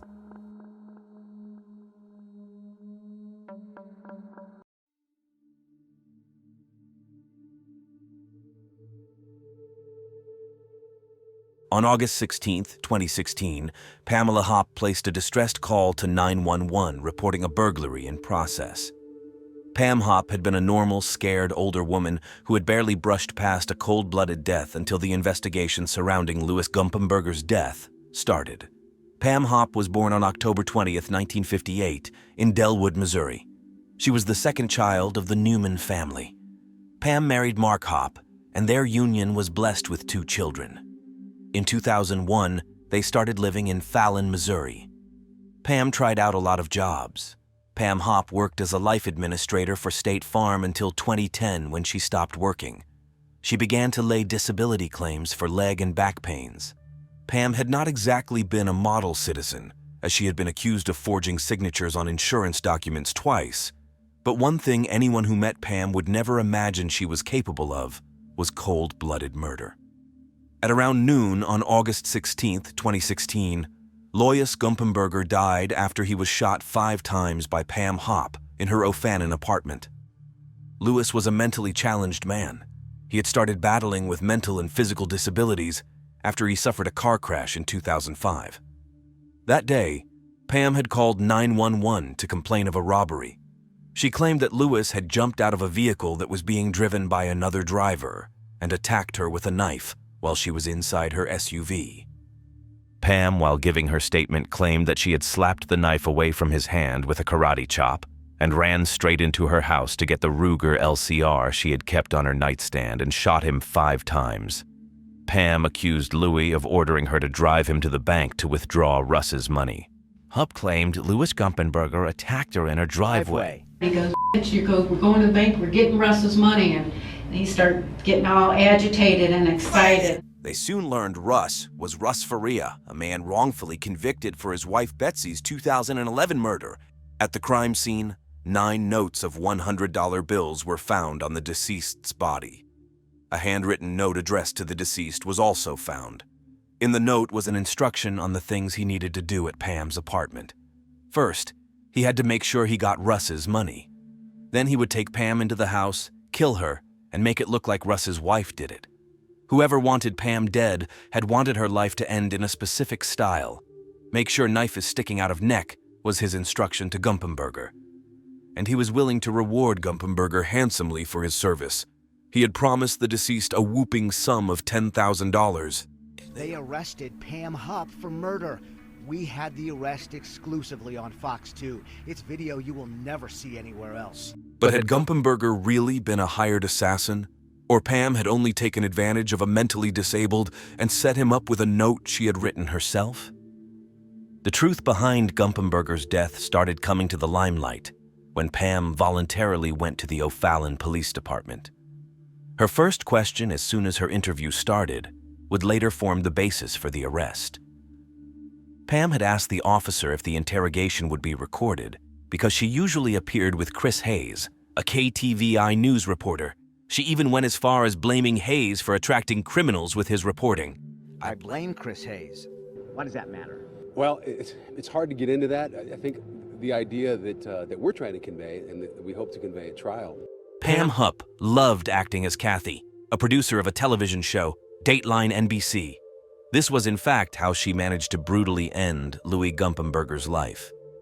According to the Fallon chief of police and the prosecuting attorney of St. Charles County, Pam had lured Gumpenberger into her home by posing as Kathy. She tricked him into recreating a 911 call, a perfect cover for the hideous crime she was about to perpetrate. After murdering Gumpenberger, she wrote the note that was found on him. What's the address you're at? No! Woman, you want me to get your wife? No, I'm not getting in the car with you. No, get away. Get up, get up. Get out. Tell. What's the address you're at? The police firmly believed that Kathy was a cold-blooded murderer because of the bulk load of evidence they discovered. First, the $9 bills found on Gumpenberger's body were planted on him by Pam. The 10th note had been found in her dresser, and it shared a sequential serial number with 3 out of the 9 $100 bills. Then the St. Charles County Police reopened a complaint lodged on August 10, 2016, by Carol Alford about a woman who matched Pam's description. The woman had approached Alford to mimic a 911 call for $1,000. The said woman had been driving a car that matched Pam's SUV. Carol Alford wasn't the only one with that kind of complaint. Brent Harleton admitted to the police that Pam had approached him with the same offer.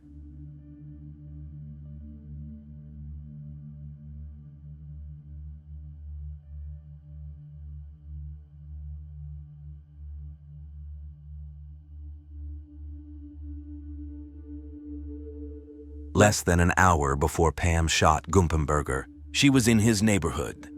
In her interview, she claimed that she had never met Gumpenberger before, but her call records showed that she had been right in front of his door. Further investigations showed that Pam owned the knife she claimed Gumpenberger attacked her with. She had bought the knife alongside other items at a store in O'Fallon, even the note she had planted on him. Pam had a habit of keeping her knife wedged in between her kitchen counter and stove. Similarly, the knife found in her car was lodged in between the passenger seat and the central console. While combing her home, the police found a carpet swatch placed to protect her rug from Gumpenberger's blood. Moreover, the police department did not believe that Louis Gumpenberger could commit the crime Pam accused him of considering his mental state. Pam's guilt. She shot Gumpenberger as if to protect the rug underneath from blood. On August 23, 2016, Pam Hupp was arrested and charged with first-degree murder and armed criminal action. On the day of her arrest, she asked for permission to use the restroom. Pam stabbed her wrist and neck with a ballpoint in an attempt to take her own life. Thankfully, she did not succeed. She appeared in court for the first time on January 30, 2017. Phil Groenwayne, St. Charles County Assistant Prosecutor, described Pam's action as a consciousness of guilt. Pam faced a grand jury that convicted her of every charge in December 2016. Pam's bail was set to $2 million. Pam's trial started in 2017. She pleaded not guilty, which made the persecutors gun for the death penalty. Their reason was Pam's arbitrary choice of Gumpenberger as the victim. In June 2019, Pam entered an Alford plea. Her request for a jury trial nullified the death penalty charge. After she pleaded guilty, she was sentenced to life imprisonment without parole in August 2019. After her sentence, Pam contacted her then-husband, Matt Hupp. In a phone call, she told him that she had admitted to killing Louis Gumpenberger because she did not want their family to witness an ugly trial. During the trial, a darker side of Pam was uncovered. A very horrifying truth that sent chills down the spines of the police, judges, and the whole country. In June 2016, Judge Cunningham ruled that the prosecutor could present evidence related to the gruesome end of Betsy Faria in court. This led to the reopening of the Betsy Faria's case. Betsy Faria, originally born Elizabeth K. Meyer. Faria lived in Troy, Missouri. She worked with Pam in State Farm as a life insurance administrator. She lived on Sumac Drive with her husband, Russ Faria, and her 2 daughters from a previous relationship. In 2010, Betsy was diagnosed with cancer. In October 2011, she realized that the cancer had metastasized to her liver, and she had a few months to live. Before her horrifying death, on December 22, 2011, Betsy had changed the sole beneficiary of her life insurance worth $150,000 to Pam Hupp. She had removed her husband from the sole beneficiary without informing him or her daughters. Pam claimed that Betsy had instructed her to put the money in a trust fund for her daughters until they got older. Later, Pam said that Betsy wanted her to keep the money for herself, as she and her had been secret lovers before she died. Betsy's daughter grew salty and dragged Pam to court in 2014. Their attempt to win their mother's life insurance fund from Pam and her husband, Matt, was kicked out of court in 2016. Russ took the state farm to court in 2016. On December 27, 2011, 5 days after she made Pam Hupp the sole beneficiary of her life insurance fund, Betsy went to the Alvin J. Siteman Cancer Center for a chemotherapy session. Weakened from the treatment, she went to her mother's house. The agreement was that Russ would pick her up from her mother's place, or she would sleep over. Pam suddenly showed up at Betsy's mother's house. She insisted on driving Betsy home. She claimed that she dropped her off at home at around 7 p.m. Betsy's daughter claimed her mother missed her call at approximately 7:21 p.m. By 9:40 p.m., Russ placed a distressed call to 911 that his wife, Betsy, had committed suicide. Russ had been at his friend Michael Corbin's house watching movies from 6 p.m. to 9 p.m. He then drove to Arby's Lake in St. Louis before returning home. The first responders arrived around 10 minutes after Russ's call. One look at Betsy's corpse, and they concluded that it was absolutely ridiculous to assume that she committed suicide. Betsy was found lying on her right side. She had been stabbed 55 times, and her wrist had been cut to the bone. A kitchen knife was also sticking out of her neck. Another knife was found under her pillow. No blood traces or footprints were found around the entrance of the house. Betsy's time of death was confirmed to be between 7:20 p.m. and 9:41 p.m. Fingers were immediately pointed to Russ Faria. Russ became the main suspect. The authorities believed that he had a motive as his wife had denied him access to $150,000. Russ Faria was arrested and charged with the murder of his wife, while the real murderer was walking around freely. Russ Faria was arrested a day after Betsy's death. He was the prime suspect because he had reported a case of suicide during his 911 call. However, one look at the body of Betsy, and anyone would know it was far from a suicide. Also, a pair of blood-stained slippers were found in his closet. Russ, this is not suicide. This isn't a random killing. This is a crime of passion. I did not do this. I'm telling you, I did not do this. They also said Betsy's best friend, Pam Hupp, said there were issues in their marriage. Russ was charged in court in January 2012, a day after his wife's burial, for first-degree murder and armed criminal action. While the investigation was still on, Russ had failed a polygraph test woefully. His demeanor was confirmed suspicious and erratic by this police. Also, at Pam's behest, the police searched Betsy's laptop and found a Word document about her fear of losing her life in her husband's life. Russ's bail was set to $250,000. Being unable to pay, he was remanded to the county jail until his trial on November 18, 2013. During an interview with the police, Pam mentioned that Russ had a violent personality and was a heavy drinker, and he had threatened Betsy before. It was easy to pin the murder on him. What more could get a man angry than his wife bypassing him for a whooping sum of $150,000 for her friend? Russ had a motive, and that was all that mattered to Judge Christina Mennemeyer. Russ's trial began, and it was an ugly process. His attorney, Joel Schwartz, argued Russ's innocence. He had claimed that Russ had been with his friends most of the night. His friends confirmed that he had been with him. Also, Russ had bought food at a store that night, so it was impossible for him to stab his wife 55 times within that time frame. And there were no bloodstains on his clothes and body. The prosecuting attorney counter-argued that Russ's friends were complicit in his crime, as they had lied about him being with them that night, and they had gone to Absty to buy food and pose as Russ. The presiding judge, Christina Mennemeyer, did not allow Joel Schwartz to present evidence implicating Pam as an alternative suspect. Even though Schwartz had strong evidence like Pam's call history, which showed that she was still around Betsy's apartment 30 minutes after that time she claimed to leave, and Betsy had made her the sole beneficiary of her life insurance fund of $150,000 5 days before her death. Pam Hupp glaringly had a motive, but the judge chose to ignore it. In a closed hearing, she claimed that she put $100,000 of the insurance money into a trust fund for Betsy's daughters, but in a July civil deposition, she admitted that she had kept the money for herself. She didn't want her daughters to have the money. She didn't want her mom to have the money, her sisters to have the money. So it was your impression that she wanted you to have the money. Is that right? That's correct. Hupp said she only made it look like Faria's girls would get the money by setting up a trust. Police asking me if I did it, I should do it, it would help their case. A detective of Lincoln County Sheriff's Office, Mike Merkel, reported that a crime scene camera had stopped working and important photographs could not be developed, with all the odds standing against Russ. In November 2013, was convicted of first-degree murder and armed criminal action. He was sentenced to life imprisonment and an extra 30 years without parole. Just before Faria's second trial, Schwartz finally obtained the photos, which showed no blood trail. I have tried to this day to figure out who within that office specifically sent them to me, and I have been unsuccessful. Fox 2 was in the courtroom for the dramatic moment when Schwartz revealed that he had the evidence police and prosecutors were hiding. Russ was whisked off to the Jefferson City Correctional Center. This was a welcome development in the Bestie Pam camp. Betsy's sister during the trial had mentioned how horribly pained Russ had been when his wife removed his name from the insurance policy.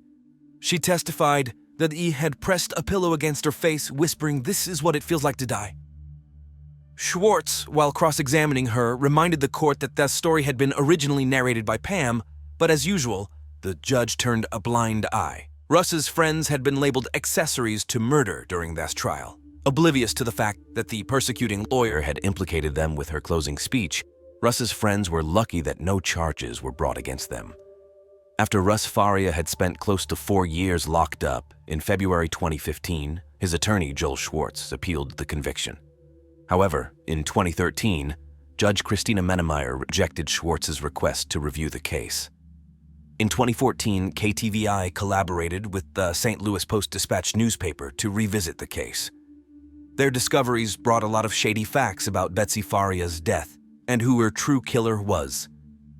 Pam Hupp had contradicted herself twice in an interview with the police. They uncovered how Pam had lied about not being inside the Faria's residence.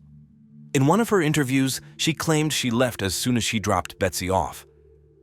Also in 2013, the KTVI and St. Louis Post-Dispatch newspapers discovered that Pam had not put Betsy's life insurance money in a trust fund for her daughters as she had claimed. The fact that Pam was completely forgotten about in the murder case was not only shocking to Schwartz and Russ, but some members of the Lincoln County Sheriff's Department had also been confused as to why Pam was not being investigated as a possible suspect in the case. In an interview, an officer had shared how shocked he was when no one was looking in Pam's direction. Everyone had been fixated on Russ. The KTVI and St. Louis Post-Dispatch newspapers shared a testimony of the 911 operative who spoke to Russ on the day he made the call. The operative thought Russ had been genuinely shocked and agitated. 2 members of the jury admitted to the jury that the information had been withheld from them. This leaves one wondering why the Sheriff's Department would deliberately withhold important information that is in Russ's favor. The media, in their article about the Faria murder case, exposed the prosecuting attorney, Askey. Askey had put in quite the work to make sure Russ got locked up. It was alleged that she had been in a relationship with the captain of investigations in the Lincoln County Sheriff's Office, Mike Lang. Askey was also in a relationship with one of the lead investigators in the murder case, and as well as a persecuting witness. All this information brought to public notice helped Schwartz get a retrial. In February 2015, the Missouri Court of Appeal transferred the case back to the 45th Circuit Court for rehearing. The trial began on a favorable note for Schwartz as a new judge took over the case. Judge Christina Menemeyer excused herself from the case in June.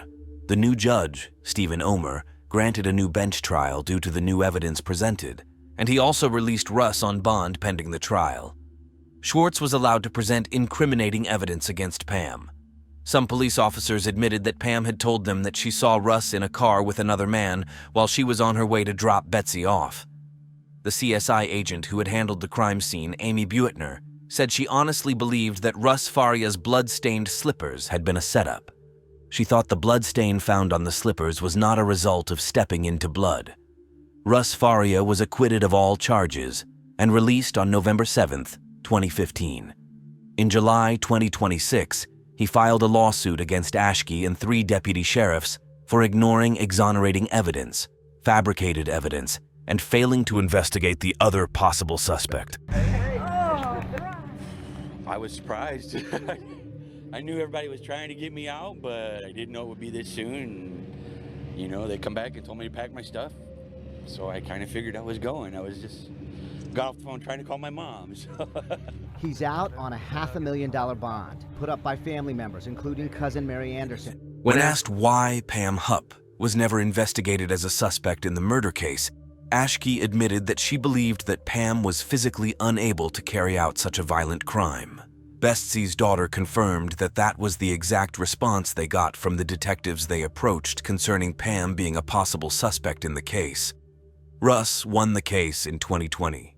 He was awarded a $2 million settlement. Joel Schwartz also filed a bar complaint against Asker. It was rejected by the Office of the Chief Disciplinary Counsel in 2016. Ashley, in a press conference in 2017, announced that she was ready to work with the United States Attorney for the Eastern District of Missouri in a review of Betsy Faria's. She also requested that the Lincoln County Commissioner carry out an independent investigation into her conduct. She was not found guilty of any misconduct.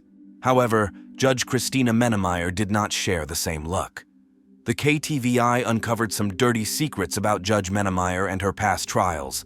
In January 2027, she was suspended for misconduct in a different case. Judge Mennemeyer and Aschke were voted out of office in 2018 for gross misconduct and mishandling the Betsy Faria's murder case. In June 2019, Lincoln County appointed a new attorney. Mike Wood, upon resumption, announced that he would be reopening the Betsy Faria's murder case. He confessed that the case and the wrong conviction of Russ Faria had inspired him to take up the job. He announced after Pam Hupp requested an offered plea for the death of Louis Gumpenberger. In October 2019, Wood requested a case review by the Major Case Squad of Greater St. Louis. Mike Wood was not the only one inspired by Betsy Faria's case. The new Lincoln County Sheriff, Rick Harrell, shared how much the case had influenced his decision to run for the job. In 2020, Wood announced that the COVID-19 pandemic was slowing the trial process. However, he shared that he hoped that the process would start fully soon. In 2021, Pam was interrogated as a suspect in the murder of Betsy Faria for the first time. In July 2021, Wood charged Pam Hupp to court for the first-degree murder of Betsy Faria, an armed criminal action. In an interview, he shared that he was going for the death penalty. He said that he wanted the death sentence for Pam because of the heinousness and depravity of the crime. Betsy Faria had been stabbed 55 times, and her wrist had been sliced off almost completely. Wood condemned the act as animalistic. He charged Pam with court based on the fact that she had motive and the other strong incriminating evidence found. Pam Hupp had been named the beneficiary of a $150,000 life insurance policy a few days before Betsy's horrifying death. Pam had given her word to put the money in a trust fund for Betsy's daughter, according to Betsy's final wishes. Pam had not only lied about putting the money in a trust fund, she claimed the money for herself. She argued that Betsy had asked her to keep the money for herself. Pam, in an interview with some policemen of Lincoln County Sheriff offices, claimed that she and Betsy had been lovers. In 2021, Pam's company lent her son over $120,000. Pam betrayed her friend in her death. She had a mad crush on me. She really, really, really loved me at that time. And it just kept growing from that. Pam claimed Betsy pressured her. She started indicating that she wanted more from me than just, a friend. And it's just not going to happen. Mike Wood believed that Pam murdered her friend, Betsy Faria. He was convinced that Pam had stabbed Betsy with a kitchen knife while she was asleep on the sofa. Betsy had been weakened from the chemotherapy treatment. After stabbing Betsy 55 times, Pam took off her socks and used it to walk around the room to spread her footprints in order to give an impression of domestic violence. In the court case filed against Pam, the evidence gathered against Pam and linking her to the murder of Betsy Faria was included. In the case file, Pam had sent a text message saying she was home to Betsy's phone by 7:20 p.m., but her call records show that she was in fact still within the Farias' residence. Betsy was lying on her side when she was found. According to Wood, this showed that she was murdered by someone she trusted. He believed that Pam had insisted on driving Betsy home despite the fact that she had already arranged transportation so she could take her life. In July 2021, Hupp pleaded not guilty to the crime. In February 2022, a preliminary hearing was set up, but it was postponed indefinitely as Pam's attorney died of a heart attack. In October 2023, Lincoln County announced that Pam's trial would start fully in 2025, and it was going to last around a month. Mike Wood did not only have it in store for Pam Hupp, he also had something in store for the Lincoln County persecutors. Wood believed that the case had been mismanaged right from the beginning. The persecutors showed a gross bias against Russ Faria. Also, during the second trial of Russ, the persecutors had been working hard, but not to get justice. They were working to save their own faces. They were fighting to protect their own civil liability rather than finding out the truth. Wood pointed out a destruction order issued in November 2015. The order could have led to the destruction of evidence connected to the case. Russ Faria was lucky it had not been mentioned. Had it been actioned, his release would have been impossible. He's talking about this document under previous Sheriff John Cottle, dated November 2015. It says, disposal of property or evidence for the Faria murder case, destruction order. Fox 2 obtained it around the same time Wood's investigator found out. On June 28, 2007, when Paige Birgfeld, a devoted mother, failed to show up at her apartment, the police department was thrown into a dutiful investigation. However, they made some discoveries that would not only shock Paige Birgfeld's family, but the entire country. Paige Birgfeld was born on April 27, 1973, in Atlanta, Georgia, to Frank Birgfeld and Suzanne Birgfeld. She had just one sibling, Craig Birgfeld. Paige had grown up in Atlanta before moving to Colorado. She got married to her first love and high school crush, Howard Ron Beegler, in 1995. However, their rosy relationship ended when both parties disagreed about starting a family. Paige was ready to become a mother, but Howard Beegler was not interested in having children. After the divorce, Paige moved on and married Rob Dixon, an up-and-doing businessman, in 1998. He gave Paige a very intense marriage. Their 10-year union produced 3 children, Jess, Taft, and Cole. June 28, 2007, was the last day Paige Birgfeld was ever seen by everyone who loved her. Paige Birgfeld had spent part of the afternoon with her ex-husband, Howard Beegler. The two had started dating again 2 months before her sudden disappearance. After their picnic, Paige and Beegler went their separate ways, and around 9 p.m. that day, Beegler confirmed that he had put a call through to Paige to check up on her. Paige had told him that she was on her way to her apartment, and she would text him once she got home. But that never happened. After not hearing from Paige the whole day, Beegler called her phone, and it went straight into voicemail. That fueled Beegler's fear, as it meant that Paige's phone was either switched off or unreachable. He decided to visit Paige at her apartment on the 3rd day after their date. Beegler got the shock of his life when Paige's live-in nanny told him that Paige had not returned home for 3 days. Beegler immediately alerted Paige's parents and the police, and that kicked off one of the most terrifying investigations you might ever hear of. Paige Birgfeld's parents, Frank and Suzanne, were distraught when their beloved daughter disappeared. They were one of the major reasons the police believed that there was something fishy about Paige's disappearance. Frank Birgfeld described Paige as a living mother. She was devoted as they came. Paige would never abandon her kids. Frank was confident that if Paige's legs and arms were broken, she would crawl with her elbows just to see her kids. She loved being around her children that much. Everyone close to Paige Birgfeld knew that her children were her biggest priority. Craig Birgfeld, Paige's brother, a plastic surgeon who specializes in facial reconstruction of children, left his home in Seattle to stay with Paige's kids in Grand Junction, Colorado. He and his wife, Claire, knew that the most important thing to Paige was her children, and their safety and well-being had to come first.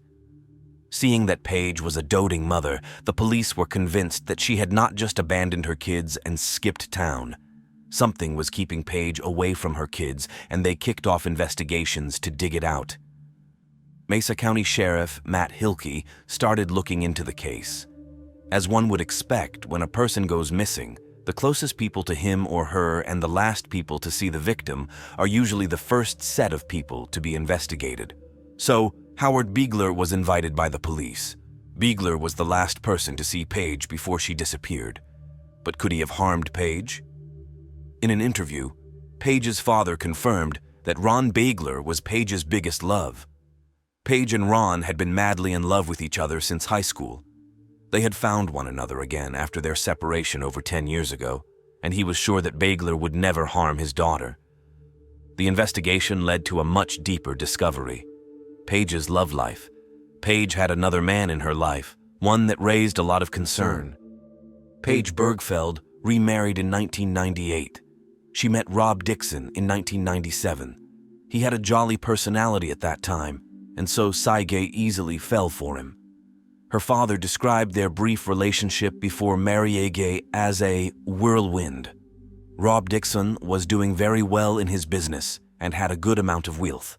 However, after their marriage, Rob Dixon became reckless. He had extravagant taste and had an eye for bad investments. He invested millions of dollars in bad investments. A good few years later, he had lost almost everything. Paige made an effort in helping with their finances by starting a small preschool dance she named Brain Dance. She also started selling kitchen appliances at home for a company called The Pampered Chef. But Rob was spending money faster than Paige was making it. This brought tension into their marriage. Frank Birgfeld shared how Rob's personality was unpredictable. He saw him as a good rib and has Rob. Sometimes he could be cheerful, friendly, and bubbly, but there were times he was mean, condescending, irritable, and short-tempered. During times like that, it was always hard being around him. He described being around bad Rob as walking on eggshells. This revelation made Rob Dixon even more important in the police's investigation. Before Paige divorced Rib Dixon, she had reported a case of threat to the police. At the end of October 2004, Paige called 911 to report her husband. She claimed that she was having a fight with Rob, and then he asked the kids to stay with him. He then promised her that she would return to find that he had murdered the children. By the time the police and the local media arrived at the Dixon apartment, the issue had been sorted, so no charges were filed. However, a year later, Paige Birgfeld reported another disturbing incident to 911. She and Rob fought, and he pushed her to the ground while she was carrying their baby, and still went ahead to punch her in the stomach. The police arrested Rob this time, but he was released after he completed a course in anger management. The Mesa County Sheriff's Office questioned Rob Dixon. Rob Dixon claimed that he was in Philadelphia on the day Paige Birgfeld disappeared. After their divorce, Rob moved to Philadelphia. However, as much as Rob's personality and biography with Paige was gruesome, he had been 2,000 miles away from Grand Junction on the day she disappeared. After the police interviewed Rob, they refused to release details of the interview to the public. Paige's father, Frank Birgfeld, upon finding out that Rob Dixon had a solid alibi, concluded that even men with the most monstrous personalities could not commit murder while they were 2,000 miles away. Although, despite no longer being a suspect, Rob Dixon still remained a cause of concern to the Birgfeld family. 3 months before her disappearance, Paige had posted disturbing contents about Rob on an online message board. She had shared how her children would ask her if their father was going to kill her. She confessed in the post that she could imagine her kids thinking of what life would be like if she actually died. Now, since both Paige's ex-husbands had very powerful alibis, the police had to look for a new suspect. But every person who was close to Paige Birgfeld was in the clear, so who then could have been responsible for her disappearance? This led the police to uncovering a very shocking truth about Paige Birgfeld herself. Paige Birgfeld, to her family and friends, was a devoted mother, hard-wearing woman, and a very bubbly soul. Her father, in an interview with her, shared how Paige loved to bring the family together. It was one of her favorite things to do. She was always very happy whenever her family was together. One thing Birgfeld never expected was Paige's double life. Paige Birgfeld had been living a double life. In addition to Grand Junction, she was a dance teacher and a kitchen appliances vendor. But on the internet, Paige Birgfeld was something else entirely. After she disappeared, her family had found something suspicious on her laptop. Confident that it would not change anything about how he felt about his daughter, Frank Birgfeld called the attention of the police to it. The investigation by the police revealed that Paige had another source of income from being a dance teacher. Paige was an expensive escort. She was known as Carrie. On provocative internet ads, she hinted that customers could get extra services like nude massages and topless. The Birgfeld family was shocked by their daughter's double life. Paige's sister-in-law, Carrie Birgfeld, confessed that it was an absolute shock finding out about Paige's other job some days after she went missing. It was unexpected that Paige worked as an escort, but her family seemed to know exactly why she did it. Paige, as always, was driven by her love for her children. Her father, Frank Birgfeld, believed that Paige had chosen that path because of her family. After the divorce, she had taken on a huge responsibility. She was the breadwinner and the sole provider of her family. It was not easy taking of 3 children, and Paige was obsessed with giving her kids the best. However, the extent to which she went was the last thing Frank Birgfeld and Susanna Birgfeld expected. In an interview, Frank Birgfeld admitted that he wished Paige had opened up. He would have happily intervened and counseled his child on the dangers of the path she had chosen. Frank believed Paige's job was not totally moral. Although Paige's parents were righteously shocked by their daughter's secret profession, one thing that would never change was their deep love and pride for Paige.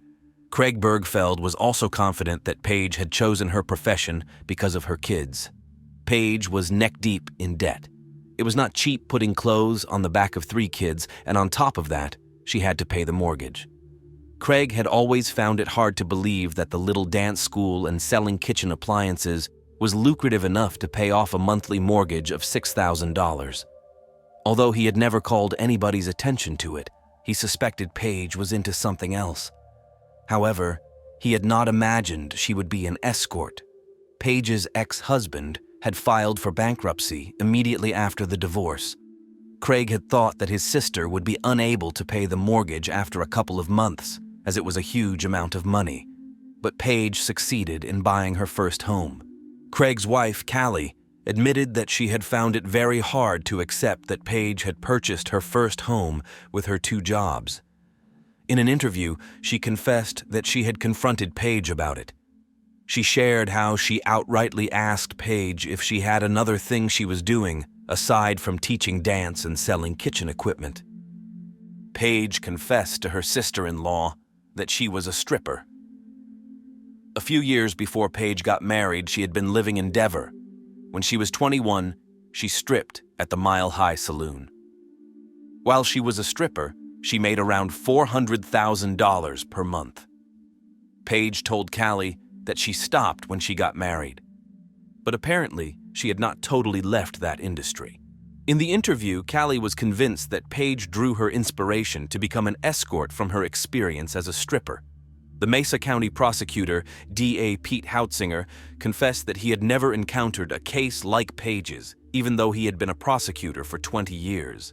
He had never thought someone of her socio-economic background and family background would be involved in that kind of job. Hautzinger admitted that Paige Birgfeld looked exactly like what a responsible and doting mother should be, so it was a huge shock that she lived a double life.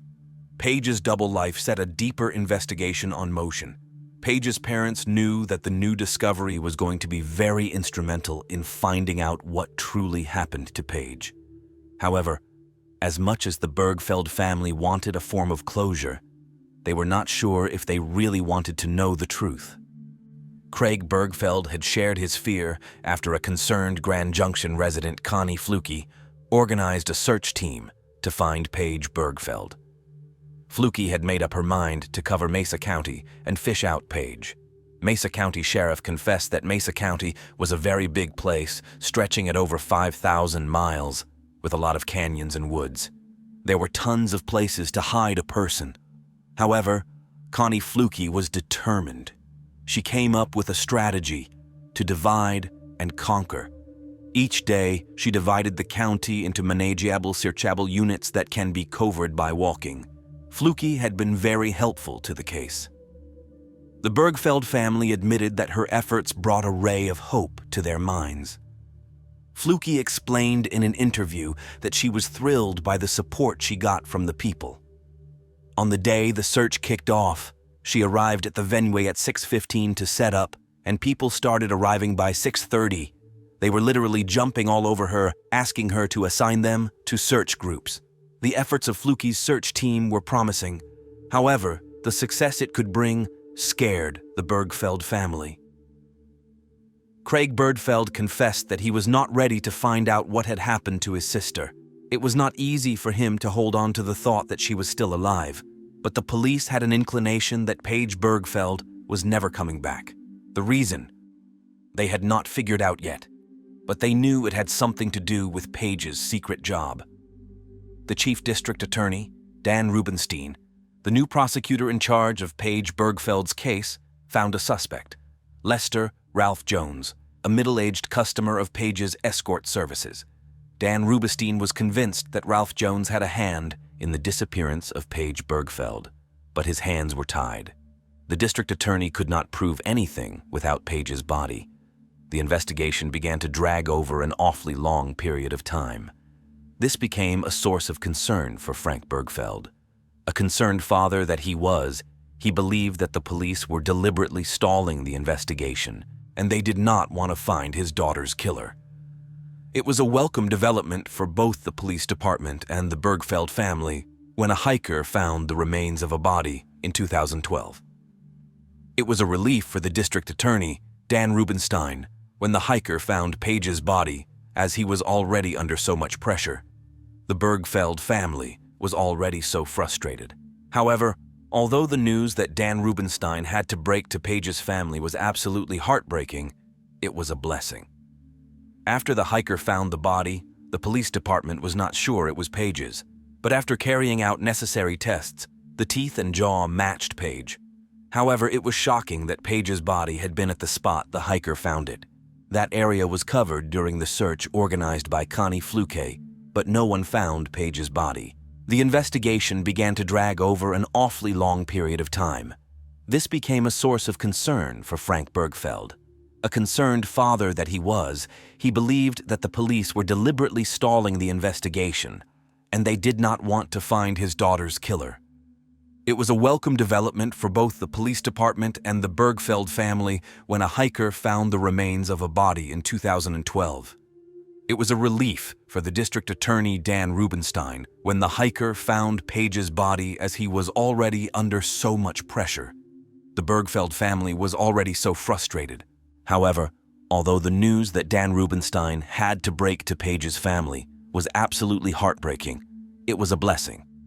After the hiker found the body, the police department was not sure it was Paige's, but after carrying out necessary tests, the teeth and jaw matched Paige. However, it was shocking that Paige's body had been at the spot the hiker found it. That area was covered during the search, organized by Connie Fluke, but no one found Paige's body.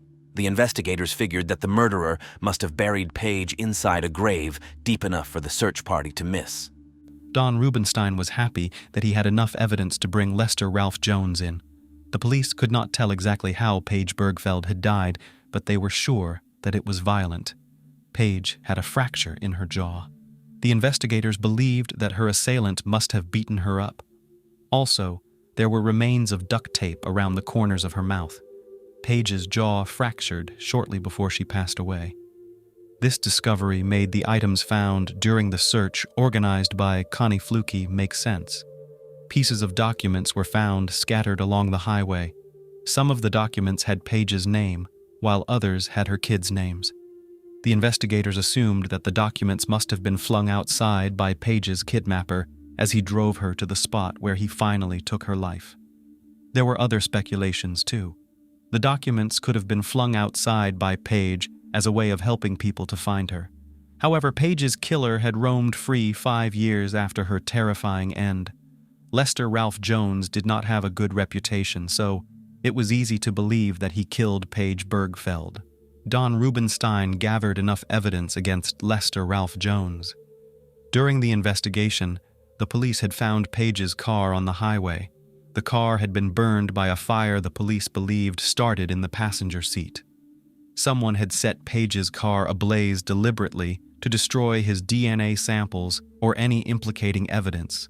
Also, the driver's seat had been adjusted to accommodate a taller person. Although, when interrogated, Ralph Jones denied knowing anything about Paige's burnt car, even though it had been found a few meters away from his workshop. Lester Ralph Jones had a criminal history. He had been convicted of felony, so no one could ever take him for his word. Another daunting piece of evidence was found against Ralph Jones. He had called Paige Birgfeld with a burner phone on the day she disappeared. Ralph Jones denied buying the phone, even though there was a CCTV recording of him purchasing the phone. Ralph Jones was a regular at Paige Escorting Services.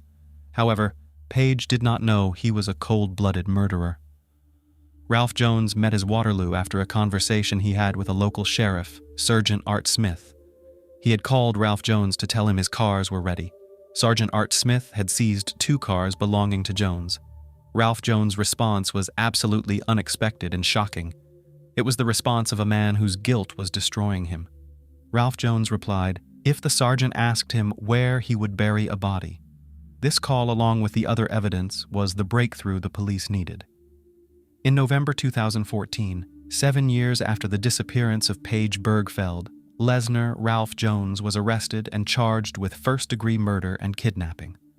Ralph Jones had been anticipating the arrest. He had not been moved at all. According to the police officers who arrested him, Ralph Jones had not asked any question. He simply turned around and put his hand behind his back. His bail was set to $2 million. In 2016, Ralph appeared in court. According to the jury, the evidence against Ralph Jones was circumstantial. They were enough to incarcerate him. But in December 2016, 9 years after Paige's disappearance, the jury found Ralph Jones guilty of murder and kidnapping. He was sentenced to life imprisonment. Lauren Hugelmeyer first met Matt Phelps when they were in middle school, although they were not particularly close friends at the time. However, years later, when both Lauren and Matt were 26 years old, something unexpected happened. Matt, who had not spoken to Lauren in a long time, reached out to her on Instagram. Curious about the unexpected request, Lauren accepted Matt's request and started following him back. Intrigued, Matt decided to take a closer look at Lauren's Instagram page. As he scrolled through her posts, he found himself liking each one. Something about Lauren's intrigued him, and he couldn't help but be drawn to her. As time passed, Lauren and Matt continued to text and talk on the phone daily. They discovered they had a lot in common, particularly their love for Harry Potter, Star Wars, and other geeky things. Their conversations were filled with laughter and shared interests, and their friendship quickly blossomed into something deeper. What made Matt particularly appealing to Lauren was his dedication to his faith. Lauren had grown up in a Christian household, and God was very important to her. She loved that Matt felt the same way, and she found solace in their shared beliefs and values. To the outside world, Lauren and Matt appeared to be a couple deeply in love with one another. Their relationship seemed filled with joy and happiness, leaving those around them to believe they had found their soulmates. It was only a matter of time before Matt decided to pop the question to Lauren. Dale, Lauren's father, was deeply protective of his daughter. He had always been concerned about her well-being and safety, and the thought of her getting married to someone he barely knew filled him with concern. After Lauren and Matt became engaged, their loved ones threw an engagement party to celebrate their exciting news. Lauren was thrilled and dressed to the nines in a stunning white dress. However, things at the party took an unexpected turn when Matt's mother arrived dressed in white, an apparent act of disrespect towards Lauren. It was evident to everyone that Matt's mother was not pleased with her son's decision to marry Lauren.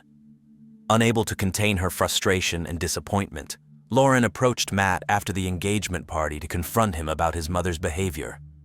However, Matt dismissed her concerns stating that he had grown up with his grandparents rather than his parents.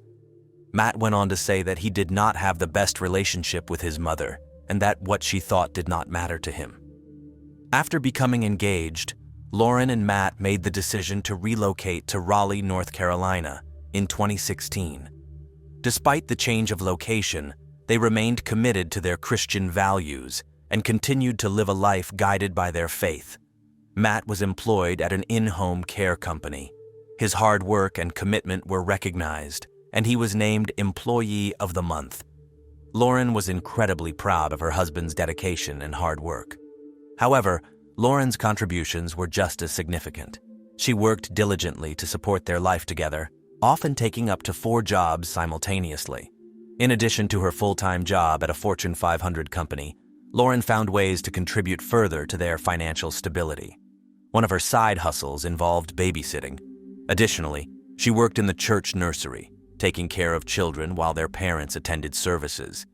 Furthermore, Lauren had a side business selling candles. Her entrepreneurial spirit led her to explore various opportunities, and she was determined to succeed in whatever endeavor she pursued.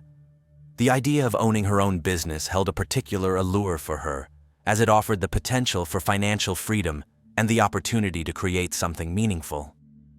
Every Tuesday night, Lauren and Matt would make the trip to her parents' house for game night.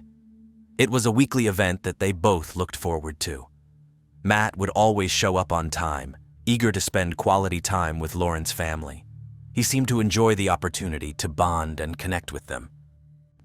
In November 2016, Lauren and Matt celebrated their love in a wedding ceremony in Wake Forest, North Carolina.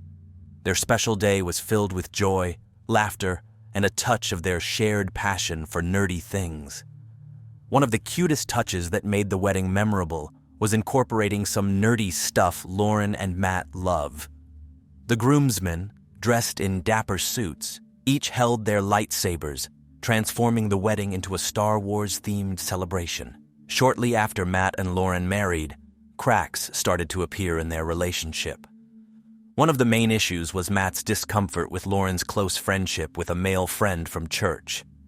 Matt suspected this friend had feelings for Lauren and was concerned that their friendship was too close. Lauren, however, tried to reassure Matt that she felt nothing for this man and was committed to her marriage. Matt's trust issues were rooted in his past experiences with his first marriage. He revealed that his previous spouse cheated on him while she was on a mission trip. When she finally returned home, she informed him that she never loved him and was leaving him.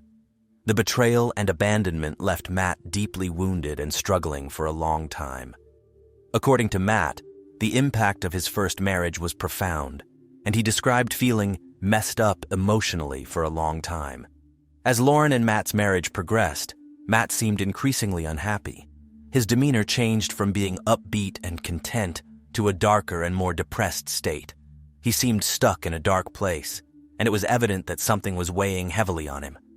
Around this time, Matt's attitude towards his faith became increasingly distant. He seemed unhappy and disengaged from attending church services with his wife. This decision was a significant blow for Lauren, as her faith was paramount to her. She felt that her husband's unwillingness to share this aspect of her life with her was like a slap in the face. Lauren couldn't help but notice that Matt seemed to disregard whatever she cherished entirely. It was as if his love and appreciation had faded away, leaving a growing void in their relationship. Lauren longed for a deeper connection with her husband, built on shared values and interests, but Matt seemed disinterested. Matt started displaying signs of laziness that greatly irritated Lauren, who was working multiple jobs to support them. His pattern of finding a job, working there for a few weeks, and then abruptly quitting became a recurring issue that caused Lauren immense frustration. What particularly upset her was that Matt was spending their money at an alarming rate, leaving her struggling to earn it back. Lauren and Matt's friends and family members tried to pull him out of his depression, but their efforts seemed to fall on deaf ears. Instead of seeking help or engaging in meaningful activities, Matt would spend countless hours in front of the TV, engrossed in playing video games. This behavior affected his and Lauren's financial stability and strained their relationship. Lauren found herself in need of support due due to Matt's unusual behavior and took action by contacting her mother and sister. Lauren opened up to them, sharing how exhausted she was working 4 jobs and how disheartening it was to come home from a long day and face a messy house, laundry waiting to be done, and food that needed to be prepared. Throughout, Matt seemed to prioritize playing video games and spending their money, leaving Lauren feeling neglected and overwhelmed. Despite the increasing distance between them and the strange behavior exhibited by Matt, Lauren remained committed to her marriage and was determined to make it work. Her dedication to their marriage was evident in her unwavering decision to stay by Matt's side, despite the challenges they faced as a couple. She remained steadfast in her belief that their marriage was worth saving. Around the time when Lauren and Matt hit their 4-month wedding anniversary, their relationship was as strained as ever.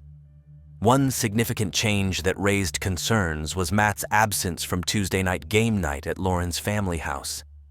This decision hurt Lauren and her family and seemed intentional, as they saw it as a deliberate disrespect towards them. Lauren was feeling distant from Matt and knew that something needed to change. Lauren had tried to communicate her feelings and concerns, but it seemed Matt wasn't listening or didn't care. She was concerned that their marriage was drifting apart, and she didn't want to lose the love they once had. At that time, Lauren was desperate to save her marriage with Matt and was willing to do anything to make it work. So, when Matt proposed that he and Lauren go on a road trip to Bowling Green, Kentucky, where his family lived, Lauren agreed. She thought getting away with Matt could benefit their strained relationship and hopefully get things back to how they used to be. When Lauren and Matt arrived in Bowling Green, Kentucky, they were met with a surprise.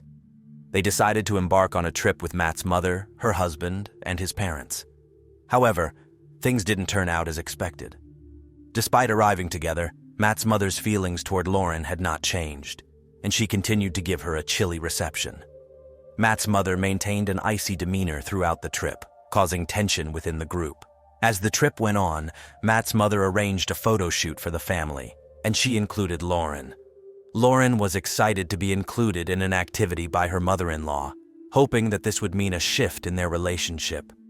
Several days before the photo shoot, Matt's mother texted Lauren that everyone would be wearing blue. Eager to follow the instructions, Lauren went shopping and bought 2 new blue outfits, one for herself and one for Matt. She was looking forward to wearing the outfit she had chosen and being included in the photo shoot. However, when they arrived at the designated location, they discovered that everyone except Lauren and Matt was wearing white. Confused and disappointed, Lauren turned to Matt's mother for an explanation. However, instead of acknowledging her mistake, Matt's mother acted upset with Lauren. She began to lash out, making it seem as if it was Lauren's choice to wear blue. Frustrated by the situation, Lauren tried to explain that she had followed instructions and bought blue outfits accordingly. However, Matt's mother continued to escalate the situation, throwing a fit and canceling the photo shoot altogether. When Lauren and Matt returned from Bowling Green, Kentucky, their relationship continued to deteriorate. Matt, spending an increasing amount of time alone writing in his journals, started displaying even more peculiar behavior. His behavior worried Lauren, as she observed changes in her husband's demeanor. Lauren began to suspect Matt was stealing money from the Disney fund the couple had set aside for their future trip to Disney World. Her suspicions were heightened when she discovered that Matt might have also taken money from her purse without her knowledge. Lauren would often call her mother crying during this time, when she suspected Matt of stealing money from their vacation fund and her purse. She once told her mother that she only had enough money to cover the bills for 1 month and didn't have any more. This revelation left Lauren anxious and afraid, as she knew she and Matt were facing a significant financial challenge. Less than a year before they started their life together, Lauren and Matt entered their marriage with $10,000 in savings, which they believed would be a solid foundation for their future. However, by this point in their marriage, Lauren and Matt had found themselves in financial instability. Despite their initial optimism, they had managed to deplete their savings significantly. Matt's excessive spending quickly drained their financial resources. One evening, Lauren arrived home from a long day of work and texted Matt about their dinner plans for that night. During the conversation, She also mentioned that a female co-worker had visited their house earlier in the day. This woman's visit sparked concern in Lauren, given the strained state of her marriage to Matt. Lauren couldn't help but wonder if she should be nervous that a woman had sought out her husband at their home. Her unease grew as she contemplated the truth behind Matt's first marriage. Driven by her curiosity and a desire to uncover the truth, she decided to delve deeper into this matter. Matt and his first wife, Brooke Truitt, met in college and were college sweethearts. After dating for 2 years, Matt proposed to Brooke, and they soon married. However, Brooke would later say that Matt cheated early in their relationship, and Matt confessed to Brooke he had kissed another girl. Although hurt, Brooke eventually forgave Matt. The second time Matt cheated on Brooke was right before they were married. That time, Matt begged Brooke for forgiveness, and she eventually forgave him and married him. After Matt and Brooke married, their relationship quickly became strained. Brooke later accused Matt of spending money on stuff they didn't have the money for. Meanwhile, she was the one working 40 hours a week to support them. The constant strain in their marriage took a toll on Matt and Brooke's relationship. They grew distant and found themselves drifting apart emotionally. Eventually, Matt and Brooke divorced. In a shocking revelation, Lauren informed her parents that she discovered it was Matt, rather than his ex-wife, who cheated on his first marriage. Her family, filled with anger and a sense of betrayal, were afraid of what Lauren's protective father might do to Matt if they told him the truth. As a result, they remained silent and kept the news to themselves. As Lauren and Matt's marriage continued to deteriorate, Lauren's frustration with her husband grew exponentially. The discovery of yet another betrayal shattered their already fragile trust. Just when Lauren thought she could rebuild her faith in their marriage, she discovered that Matt had again broken her trust regarding their finances. Upon receiving their latest credit card statement, she found that Matt had splurged $1,200 on video games and another $1,100 on gift cards. These impulsive purchases, made without Lauren's knowledge or consent, only deepened her frustration and fueled her doubts about Matt's commitment to their marriage. Despite Matt's continuous breach of trust, Lauren was determined to do everything in her power to save her marriage. Divorce did not even enter Lauren's realm of possibilities, as she was committed to making things work. As a result, she decided to plan an intervention with her mother and sister to confront Matt about his excessive spending habits. During the intervention, Lauren, her mother, and her sister aimed to assist Matt in developing a plan to address his and Lauren's budget. Matt exhibited a positive outlook and genuinely desired to rectify his and Lauren's financial issues. He seemed genuinely committed to making positive changes in their marriage. On August 31st, 2017, the same woman who Matt used to work with suddenly appeared at Lauren and Matt's front door. Lauren was caught off guard and upset to see this woman, as things had been going so well between her and Matt. Matt informed Lauren that he was leaving with her, explaining that she needed his assistance with something. Lauren was furious with Matt for this decision and began frantically texting and calling him. However, Matt remained silent and did not answer her calls or texts. In her fury, Lauren turned to her sister and vented her frustrations. She expressed her belief that Matt was ruining her life and told her sister that it was over between them. Lauren also mentioned that she had informed Matt about her decision to end their relationship. In the early hours of September 1st, 2017, a 911 call came into a dispatcher, and on the other line was Matt Phelps. Matt told the dispatcher, "I think I killed my wife. I had a dream and then I turn on the lights and she's dead on the floor. I have blood all over me and there's a bloody knife on the bed and I think I did it. She's not moving. Oh my God, I'm so scared. She didn't deserve this." His Matt was trembling with fear and panic as he spoke to the dispatcher. He sounded unsure of himself, his voice filled with shock and guilt. During the phone call with the 911 dispatcher, Matt explained the reason he might have killed his wife. According to Matt, he had taken Coricidin cough and cold medicine, and may have taken more than he should have. Matt stated that he took the Coricidin medication because he knew it could provide relief and help him sleep better at night. Coricidin is an over-the-counter medication commonly used to treat common cold and flu symptoms. It contains a combination of antihistamines, decongestants, and pain relievers, which relieve nasal congestion, cough, and sore throat. However, coricidin has also been associated with certain side effects, including drowsiness, dizziness, and confusion. These effects can be more pronounced when taken in large amounts or combined with other medications. Minutes after Matt called 911 to report that he had killed his wife, the Raleigh Police Department arrived at the scene of their home. Upon their arrival, they found Matt standing on the front steps. The officers promptly took him into custody, ensuring he was safe and secure. Once inside the house, the officers discovered a horrifying scene in the master bedroom. Lauren was found in the fetal position, lifeless, on the bedroom floor. This scene was gruesome, with blood splattered all over the carpet, walls, comforter, and bed. Even for the most seasoned police officers, the sight was deeply disturbing. The overwhelming amount of blood and Lawrence's lifeless body painted a horrific picture. Crime scene investigators arrived to begin their meticulous task of collecting every piece of evidence. They meticulously examined every corner of the house, searching for clues that could provide insight into the events that unfolded that night.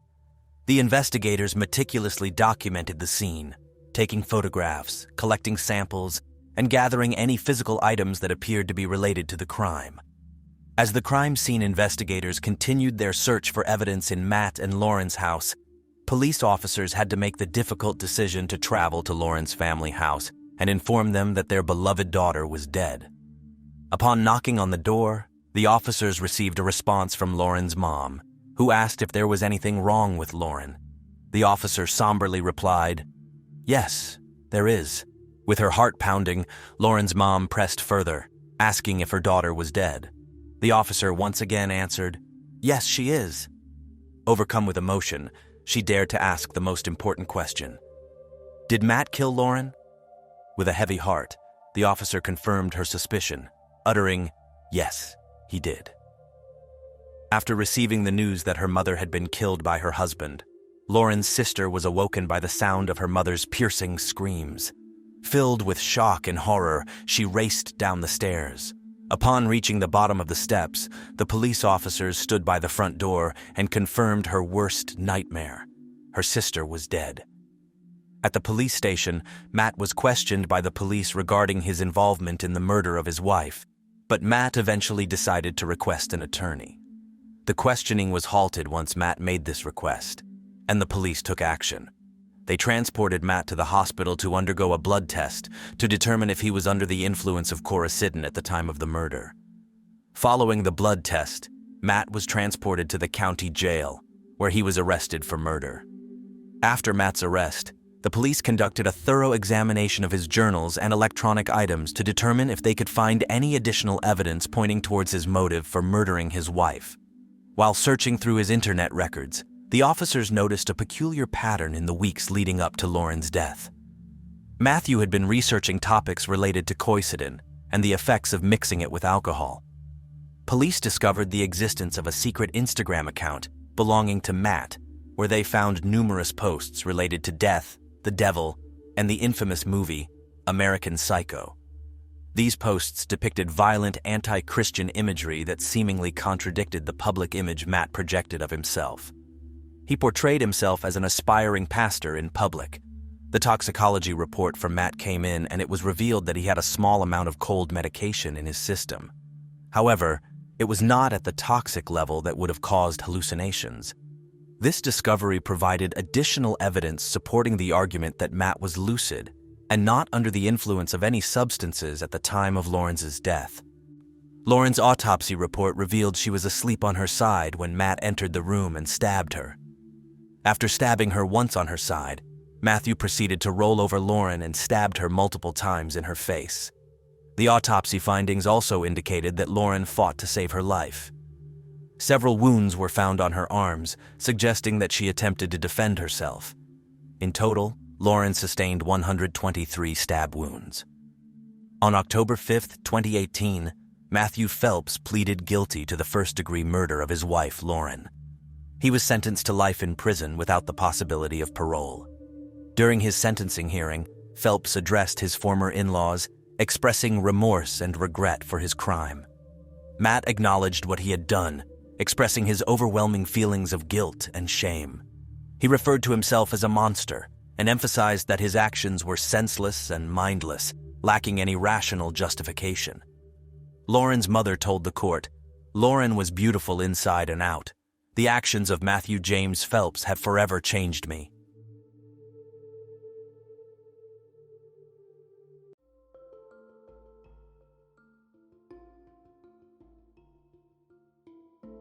Julia Simmons was living with Stephen Nicholas, a divorced day trader, in his 3-bedroom home outside Portland, Oregon. According to Julia, she and Stephen met online when she was looking for a place to rent. She thought Stephen was charming and nice. While Julia and Stephen lived together, Stephen met Julia's 20-year-old daughter, Rhonda. Stephen, 10 years older than Rhonda, thought she was the most beautiful woman he had ever seen. Stephen became smitten with Rhonda. It was hard not to be. In addition to her beautiful looks, she had an incredible personality. What surprised Stephen the most was Rhonda appeared interested in him too, so they started to date. As their relationship progressed, Stephen and Rhonda became more serious. Eventually, the couple decided to live together, and Rhonda moved into Stephen's condo. During the time Stephen and Rhonda dated, he developed a close connection with her family, particularly her sisters, Melanie and Tessa. Initially, when Rhonda and Stephen began their relationship, Tessa was only 9 years old. She found Stephen incredibly fun and playful, which made her enjoy spending time with him. Years went by, and Stephen and Rhonda continued living together as a committed couple, but they never married. Rhonda often wondered what it would have been like to be married to Stephen. Her friends knew how badly she wanted to get married, and they felt she was holding out for hope. Stephen claimed they were going to get married in the summer of 2009, on his timetable. However, they did have a baby girl, and being a mother became the best part of her life. Her daughter became the focus of her world, and Rhonda cherished every moment she spent with her. She loved being a mom. Rhonda enjoyed being a mom and spending time with her daughter. However, she also yearned to restart her modeling career. According to Stephen, after Rhonda had their daughter, she was the heaviest she had ever been. Stephen claimed Rhonda felt disgusting. He said they made a commitment to hike the 25 best trails in Oregon together in an attempt to lose weight. After the birth of their daughter, Stephen expressed that things were going well in his and Rhonda's relationship, and they rarely argued. He believed that they had become stronger than ever before. However, a different story was told by Rhonda's friends. They revealed that Rhonda had confided in them about Stephen's abusive behavior. Rhonda had once taken pictures of her back using a mirror to document bruises caused by a fight with Stephen. On March 16, 2009, Stephen and Rhonda, who was 23, went on a hike on the Eagle Creek Trail. As the couple made their way down the trail, Rhonda captured a photo of Stephen using her cell phone. Before leaving for their hike, Rhonda jokingly texted her mother, "He's either going to give me a ring or throw me off a cliff, ha ha ha." The weather was beautiful as they continued their walk. However, Stephen later claimed that Rhonda started to behave strangely. According to Stephen, Rhonda asked him what would happen if anything ever happened to her, and if he would take care of their daughter. He said, of course. As the weather began to worsen, Stephen informed Rhonda that it was time to head home. Instead of turning back, Stephen claimed that Rhonda wrapped a towel around her shoulders, declared herself Supergirl, and started to run down the narrow, slippery pathway. Stephen claimed that he witnessed Rhonda slip and fall over the side of the Eagle Creek Trail, approximately 150 feet. After Rhonda fell off the Eagle Creek Trail, Stephen claimed that he hiked down to the ravine in which she had landed because he couldn't get cell service and held her body. He tried to call 911 but had no service, leaving him no choice but to leave her behind. According to Stephen, he walked to the trailhead, where he finally managed to contact emergency services. Later that day, rescue workers removed Rhonda's body. According to Rhonda's family, Stephen showed no emotion during her memorial service. Stephen claims the exact opposite is true and said he was crying nonstop, and when he gets really sad, he shuts people out and wants to be alone.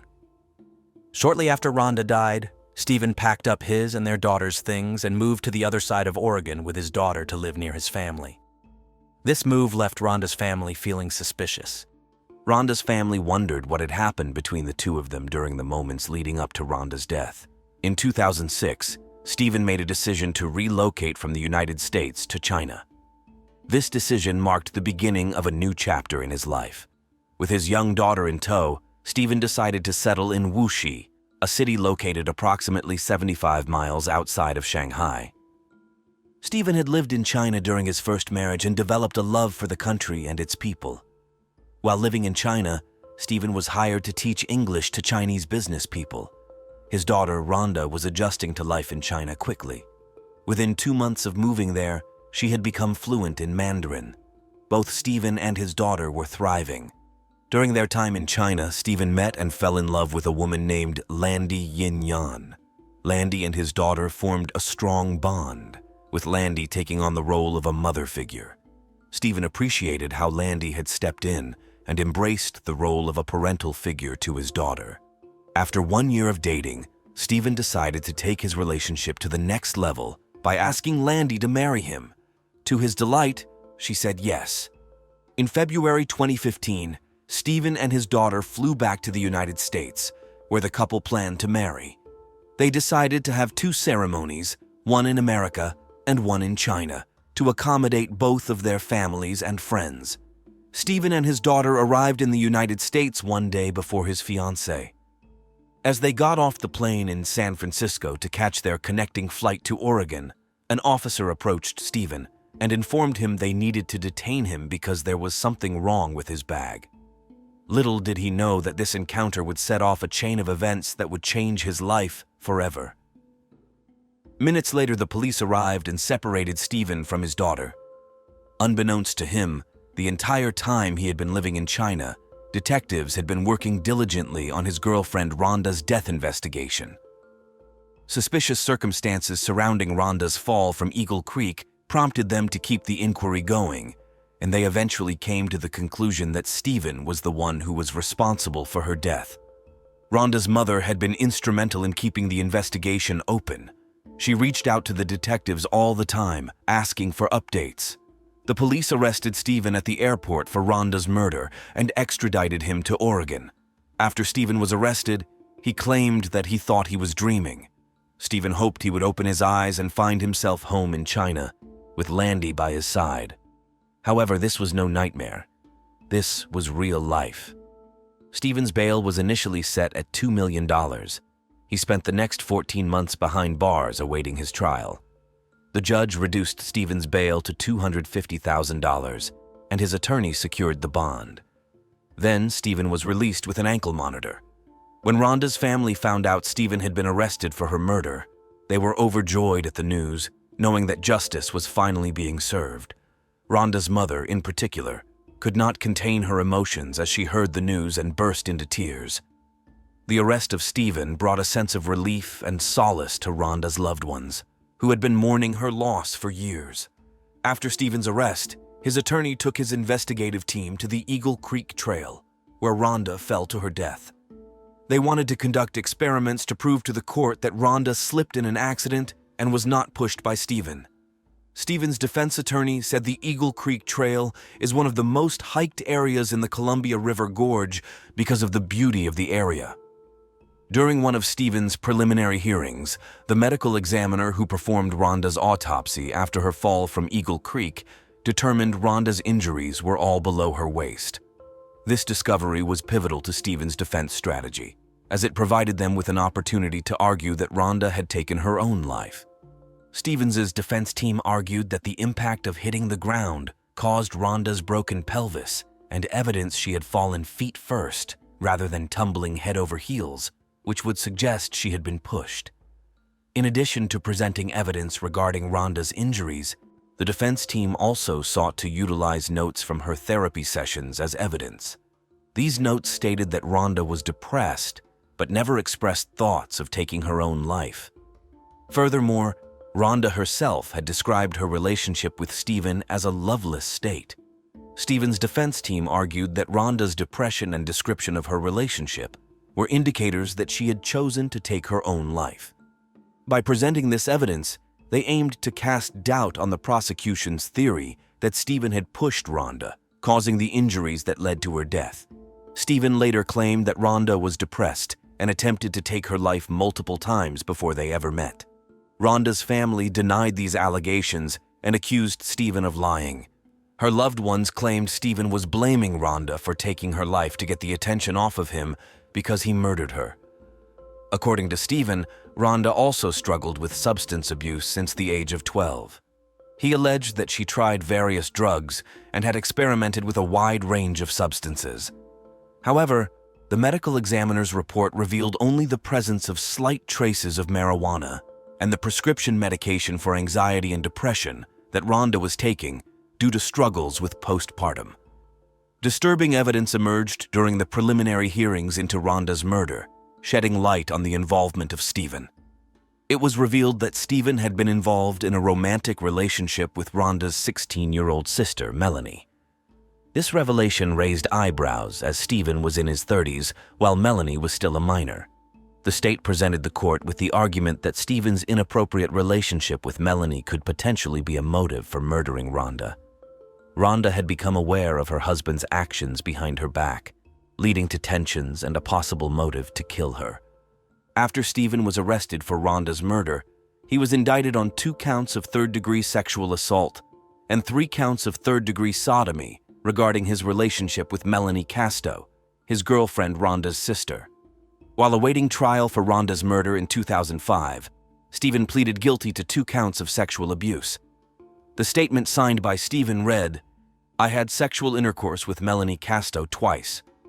However, Steven claimed that he was coerced into admitting the sexual abuse and that his admission was untrue. According to Steven, the only reason he pleaded was that the law would allow him to fight and potentially regain custody of his daughter. Steven said that he was desperate and wanted his daughter back.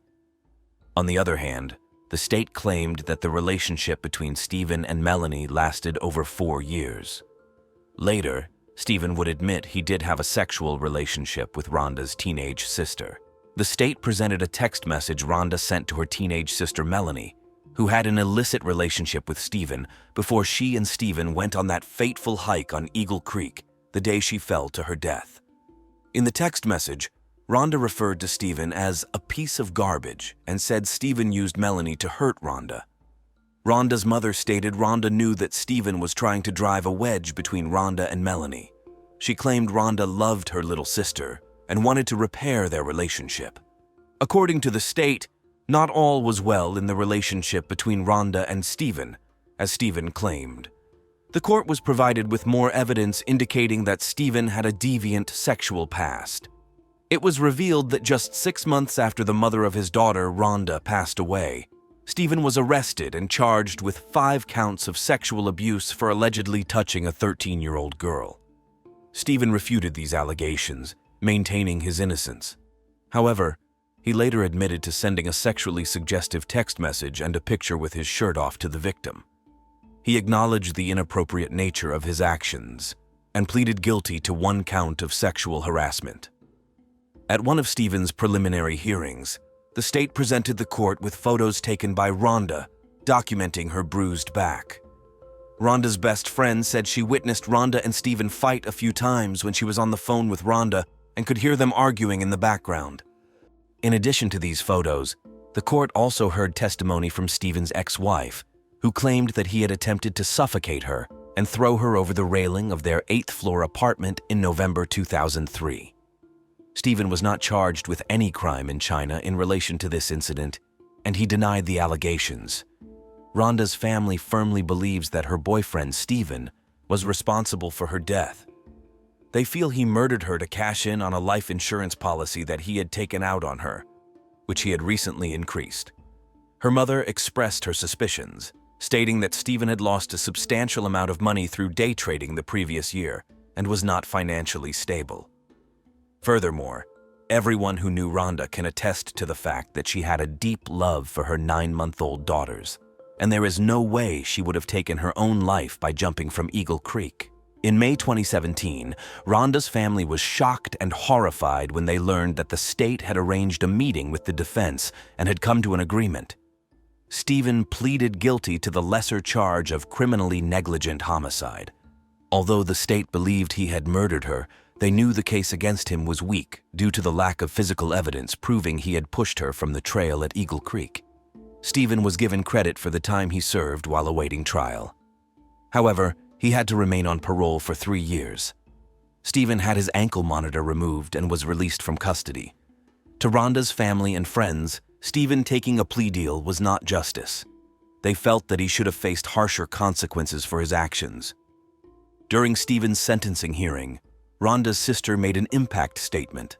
She expressed her anger and frustration towards him and told him that he had destroyed her whole family and had caused immense pain and sorrow. Rhonda's mother also expressed her confusion and frustration, stating that she could not understand how Steven could have taken away her daughter, leaving their family shattered. Steven claimed that he had not pushed Rhonda, but had taken the deal because time was running out for him to regain custody of his daughter. He stated that he had been willing to face the consequences of his actions for the sake of his child. However, despite Steven's claims, Rhonda's family and friends remained unconvinced. During a 2018 interview, Steven made a startling allegation regarding the fate of Rhonda, his war buddy. According to Steven, on the day of her fatal fall, she was still alive when he hiked down Eagle Creek Trail and found her. The interviewer then questioned Steven if he had put Rhonda out of her misery that day. Steven responded by asking the interviewer a hypothetical question. If you shoot your war buddy because you see how much pain he's in, is that murder? He argued that such an act could be considered a justified homicide, although it was still a homicide. While Steven never explicitly admitted to harming Rhonda, his comments allude to the possibility of his involvement in her death. In 2017, Rhonda's mother applied for Social Security survivor benefits on behalf of Rhonda's infant daughter. Rhonda's mother claimed that her granddaughter lived with her, and she promised to use the benefits solely for the baby's care. However, the state alleged that between April 2010 and December 2014, when Rhonda's mother claimed the little girl lived with her, she had, in fact, been living with her father, Steven. The state charged Rhonda's mother with theft of government funds totaling nearly $40,000 over 5 years. Rhonda's mother's defense attorneys asserted that she was determined to prevent Steven from getting custody of his and Rhonda's daughter. She didn't want Steven to capitalize on the $1 million life insurance policy he had taken out on Rhonda's life. The defense argued that Rhonda's mother's actions were driven by her desire to protect her granddaughter and ensure she was not exploited. According to the defense, Rhonda's mother had a history of depression, which intensified after her daughter's death. In order to cope with her grief, she relied on marijuana as a means to self-medicate. The defense team contended that she used the drug as a crutch, that it clouded her judgment and impaired her ability to think clearly. The judge sentenced Rhonda's mother at the age of 53 to 1 month in a halfway house and 3 years of probation. This sentence was imposed after the mother pleaded guilty to the theft of government funds. In addition to the jail time and probation, Rhonda's mother was also ordered to pay back the stolen benefits, amounting to $39,124. Rhonda and Steven's daughter had been in foster care since the Department of Human Services took custody of her in October 2015. This decision was made after Steven had pleaded guilty to sexual abuse in the case of the 13-year-old girl. As a result, an Oregon court terminated his parental rights. However, Steven appealed this decision. Lacey Rocha was born on May 4, 1975 to her parents, Sharon and Dennis. Her parents divorced when Lacey and her older brother Brent were still young. During this time, Lacey was introduced to her stepfather, Ron, who would play a significant role in her life. Ron, a dairy farmer, became like a father figure to Lacey and helped raise her. As a child, Lacey exuded a cheerful and outgoing personality. She was known for her infectious smile and bubbly nature, always eager to engage in conversations. Her talkative nature made her a natural attention seeker and thrived in social situations. Growing up with a stepfather who was a dairy farmer, Lacey had a close connection with the outdoors. She spent a significant amount of time exploring and enjoying the natural beauty that surrounded her. One of her favorite pastimes was gardening with her mother. This shared activity became a source of joy and fulfillment for both. Lacey's love for gardening would eventually carry over into adulthood, shaping her interest and career. Lacey attended Thomas Downey High School as a teenager and was a cheerleader. Her role as a cheerleader suited her perfectly, as it allowed her to showcase her outgoing and bubbly personality. She made a lasting impression on the school, becoming the ideal cheerleader. After graduating high school, Lacey furthered her education by attending California Polytechnic University. There, she pursued a major in ornamental horticulture. Her interest in plants and wildlife led her to specialize in this field. During her time at Cal Poly, Lacey spent a significant amount of time visiting one of her friends who worked in a restaurant in Morro Bay. It was there that she met Scott Peterson, her friend's co-worker. Lacey was immediately drawn to Scott and found herself smitten by him. Determined to make the first move, Lacey decided to give Scott her phone number. Scott wasted no time in making contact with Lacey. He called Lacey, and to their surprise, they hit it off on their first conversation. After much anticipation, Scott invited Lacey out on their first date. Lacey and Scott's first date was a deep-sea fishing trip. Unfortunately, things didn't go as planned for Lacey. She became seasick during the outing. Despite the disastrous start, Lacey and Scott continued to see one another. Their relationship grew more serious over time, and they decided to move in together. Before meeting Lacey, Scott had dreamed of pursuing a career as a professional golfer. However, as their relationship progressed, his priorities shifted, and he made the decision to focus on a business path. In 1997, Lacey graduated from Cal Poly. Scott graduated the following year.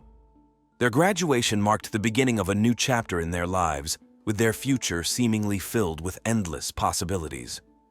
On August 9, 1997, Lacey and Scott exchanged vows in San Luis Obispo County's Avila Valley. The picturesque setting at a beautiful resort provided the perfect backdrop for their special day. Surrounded by their loved ones, they celebrated their love and declared their commitment to each other. Once Lacey and Scott were married, they embarked on a new business venture by opening a sports bar called The Shack in San Luis Obispo, California. Initially, business was slow at The Shack, but over time, the couple began to see a steady increase in customers.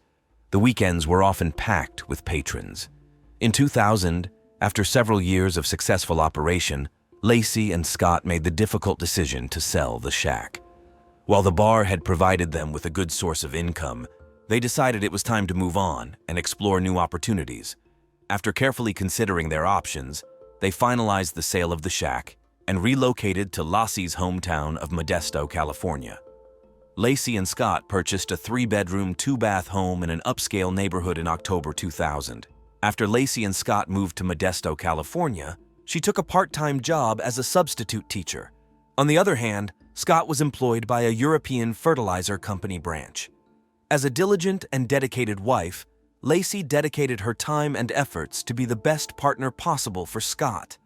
She excelled in cooking, cleaning, and being attentive, ensuring their home was always warm and welcoming.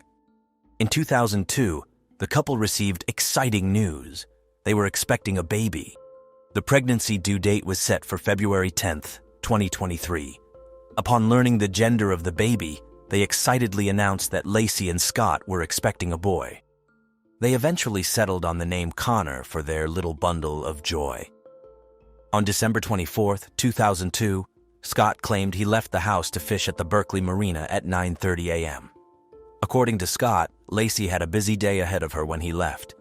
She was watching the talk show, Martha Stewart, preparing to clean the floor, bake Christmas cookies, and take their golden retriever, Mackenzie, for a walk at the park. However, one of Lacey and Scott's neighbors discovered Mackenzie outside her home around 10:30 a.m. The neighbor then walked Mackenzie back to Lacey and Scott's house and left her in the backyard. When Scott returned home from fishing that afternoon, he claimed the house was empty. Mackenzie was in the yard, but Lacey was nowhere to be found. Her car was still parked in the driveway. Scott said that after he got home, he showered and laundered his clothes, which he said got dirty and wet from fishing. After Scott stepped out of the shower on Christmas Eve, he noticed Lacey was nowhere to be found. Growing increasingly concerned, he decided to reach out to Lacey's mother and stepfather, Sharon and Ron. Unfortunately, Neither had heard from her the entire day, leaving them both worried about her safety. As time went by and Lacey remained missing, Scott and Sharon decided to report her disappearance to the police around 6 p.m. They emphasized to the police how crucial it was to find Lacey, as she was 7 months pregnant with their baby, Connor. The police were questioning Scott about what he did and where he was on the day his wife disappeared. According to Scott, he went fishing at the Berkeley Marina, located approximately 90 miles from his and Lacey's home in Modesto. However, the police would later say that from the start of their investigation, they had suspected foul play in Lacey's disappearance. Despite this, during the initial hours after Scott and Sharon filed a missing person report, the police did not treat Lacey's case as suspicious. As the search for Lacey continued, Lacey's family defended Scott. To the outside world, Scott and Lacey appeared to be an ideal couple, making it unimaginable for anyone to consider him capable of harming his pregnant wife. However, as the investigation into Lacey's disappearance progressed, the police grew increasingly suspicious of Scott. Almost a month after Lacey disappeared, the police made a shocking discovery regarding Scott Peterson. Through their investigation, they learned that he had engaged in 2 extramarital affairs and also had a long-term relationship with a woman named Amber Frey while he was married to Lacey. Amber Frey came to the police's attention when she contacted them on December 30th, 2002. She revealed that she had been having an affair with Scott after she discovered that he was a person of interest in his wife's disappearance. Amber informed the police that she had first met Scott on November 30th, 2002, and had the impression that he was single. However, just 2 weeks before Lacey disappeared, Scott told Amber that he was a widower and that this Christmas would be the first holiday season without his wife. Upon hearing this shocking information from Amber, the police began to wonder if it was an indication that Scott had already made the decision to murder his pregnant wife. In an effort to gather evidence against Scott, the police requested that she talk to him on the phone while being recorded. Their aim was to catch a potential confession on tape. The police told Lacey's family about Scott's affairs. According to Sharon, Lacey's mother, it was when the police showed her a picture of Scott and Amber together that she finally realized Scott was guilty of killing Lacey.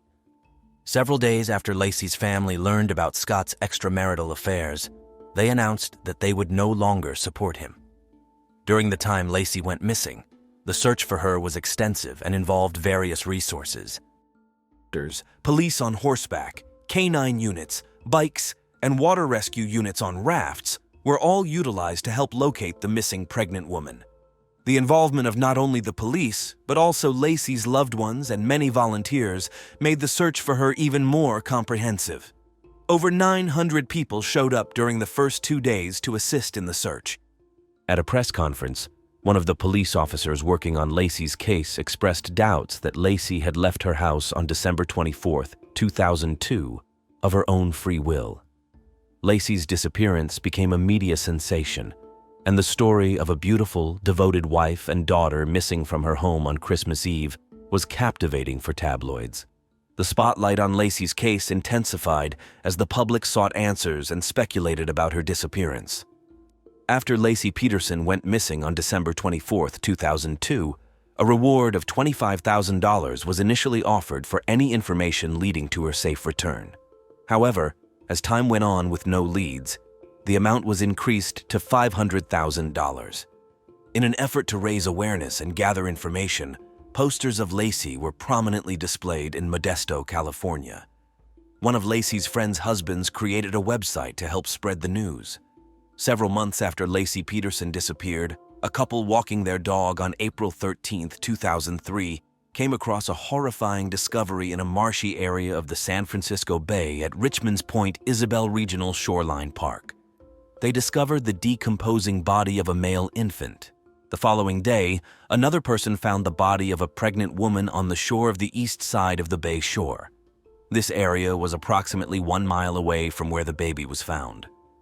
On April 18, 2003, DNA tests confirmed that the bodies discovered were indeed Lacey and her unborn son, Connor. Lacey and Connor were buried at Burwood Cemetery. The Associated Press would later reveal that during the autopsy, the medical examiner found 1.5 loops of nylon tape around the baby's neck, and a significant cut was on his body. According to the medical examiner, Lacey had 2 cracked ribs. Her upper torso had been emptied of internal organs, and she was missing her head and limbs. During the autopsy, the medical examiner determined the baby died in utero and was expelled from Lacey's body after she died. Agents from the FBI and officers with the Modesto Police Department conducted a search at the residence of Scott and Lacey, seeking any evidence of their involvement in Lacey's disappearance. This search revealed several intriguing clues, including a piece of hair found in Scott's pliers that he kept on his fishing boat. The FBI obtained a DNA sample from the hair and conducted further analysis. Lacey was found to be a match. In addition to the search at their home, the FBI also thoroughly examined Scott's truck and warehouse. They sought any potential evidence linking Scott to Lacey's disappearance. Furthermore, the FBI searched Scott's boat, where they discovered a homemade anchor. According to Scott, the anchor was made using a 90-pound bag of concrete, which he used to repair his driveway. However, the state believed that Scott had made 5 anchors and had used 4 of them to sink Lacey's body in San Francisco Bay. The bodies discovered in the San Francisco Bay were later identified as Lacey and Connor. This tragic discovery prompted the police to arrest Scott near the golf course. What raised eyebrows was the noticeable change in Scott's appearance when he was arrested. His normally dark brown hair was now blonde. Furthermore, Scott's vehicle was packed with items. The items found were $15,000 in cash, survival gear, and camping equipment. Additionally, the police discovered 4 cell phones and 2 driver's licenses. One license belonged to Scott, while the other was linked to his brother. This evidence suggests to the police that Scott was attempting to flee the state. However, Scott's father offered a different explanation for the driver's license. According to him, Scott had borrowed his brother's license in order to get a discount at the golf course. As for the reason Scott's vehicle was packed to the brim, his father claimed it was due to the media. Scott was reportedly living out of his car at the time to avoid the reporters camped outside his house.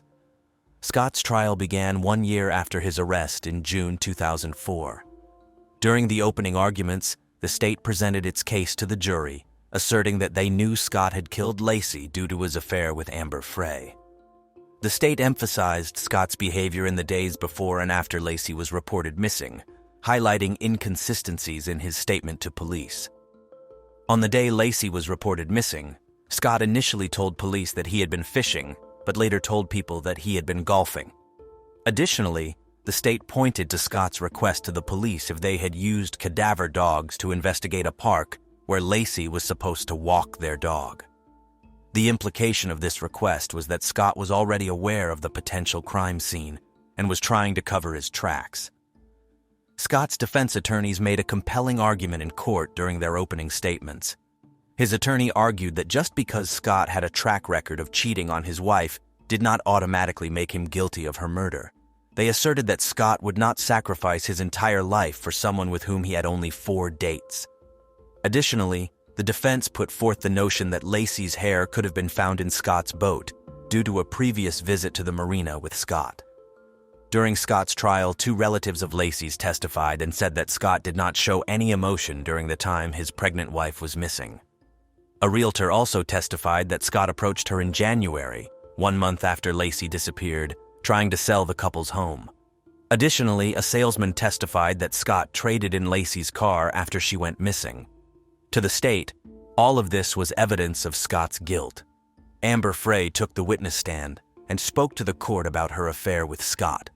The jury heard the secretly recorded telephone calls between Amber and Scott, including one recorded after Lacey disappeared, in which Scott falsely claimed that he was in Paris when he was actually attending a vigil for his missing wife.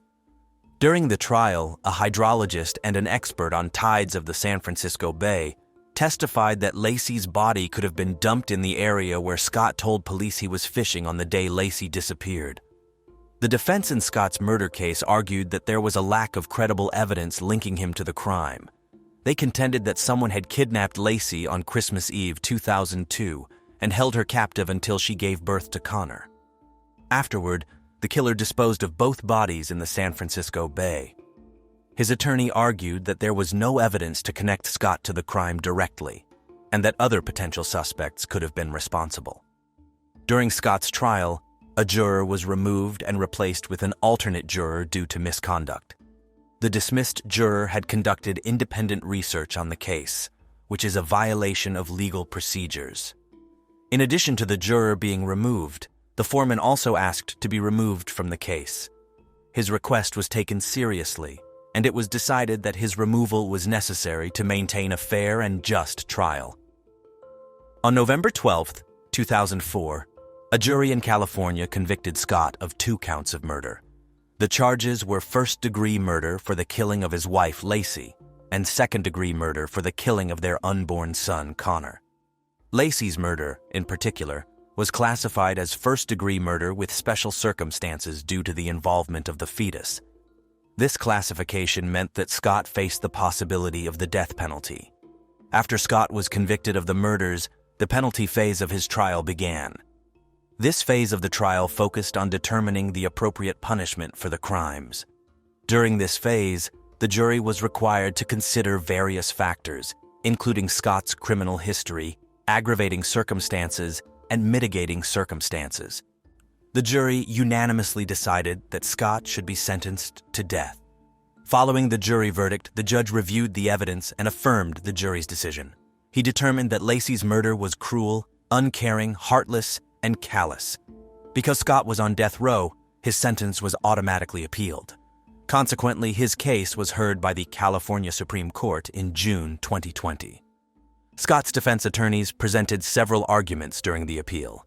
They argued that the prospective jurors were improperly excused, that the trial judge improperly allowed 2 jurors onto Scott's vote, and that the motion to move the trial to another county should have been granted due to juror questionnaire results, showing almost half of the prospective jurors had already concluded Scott was guilty prior to the trial.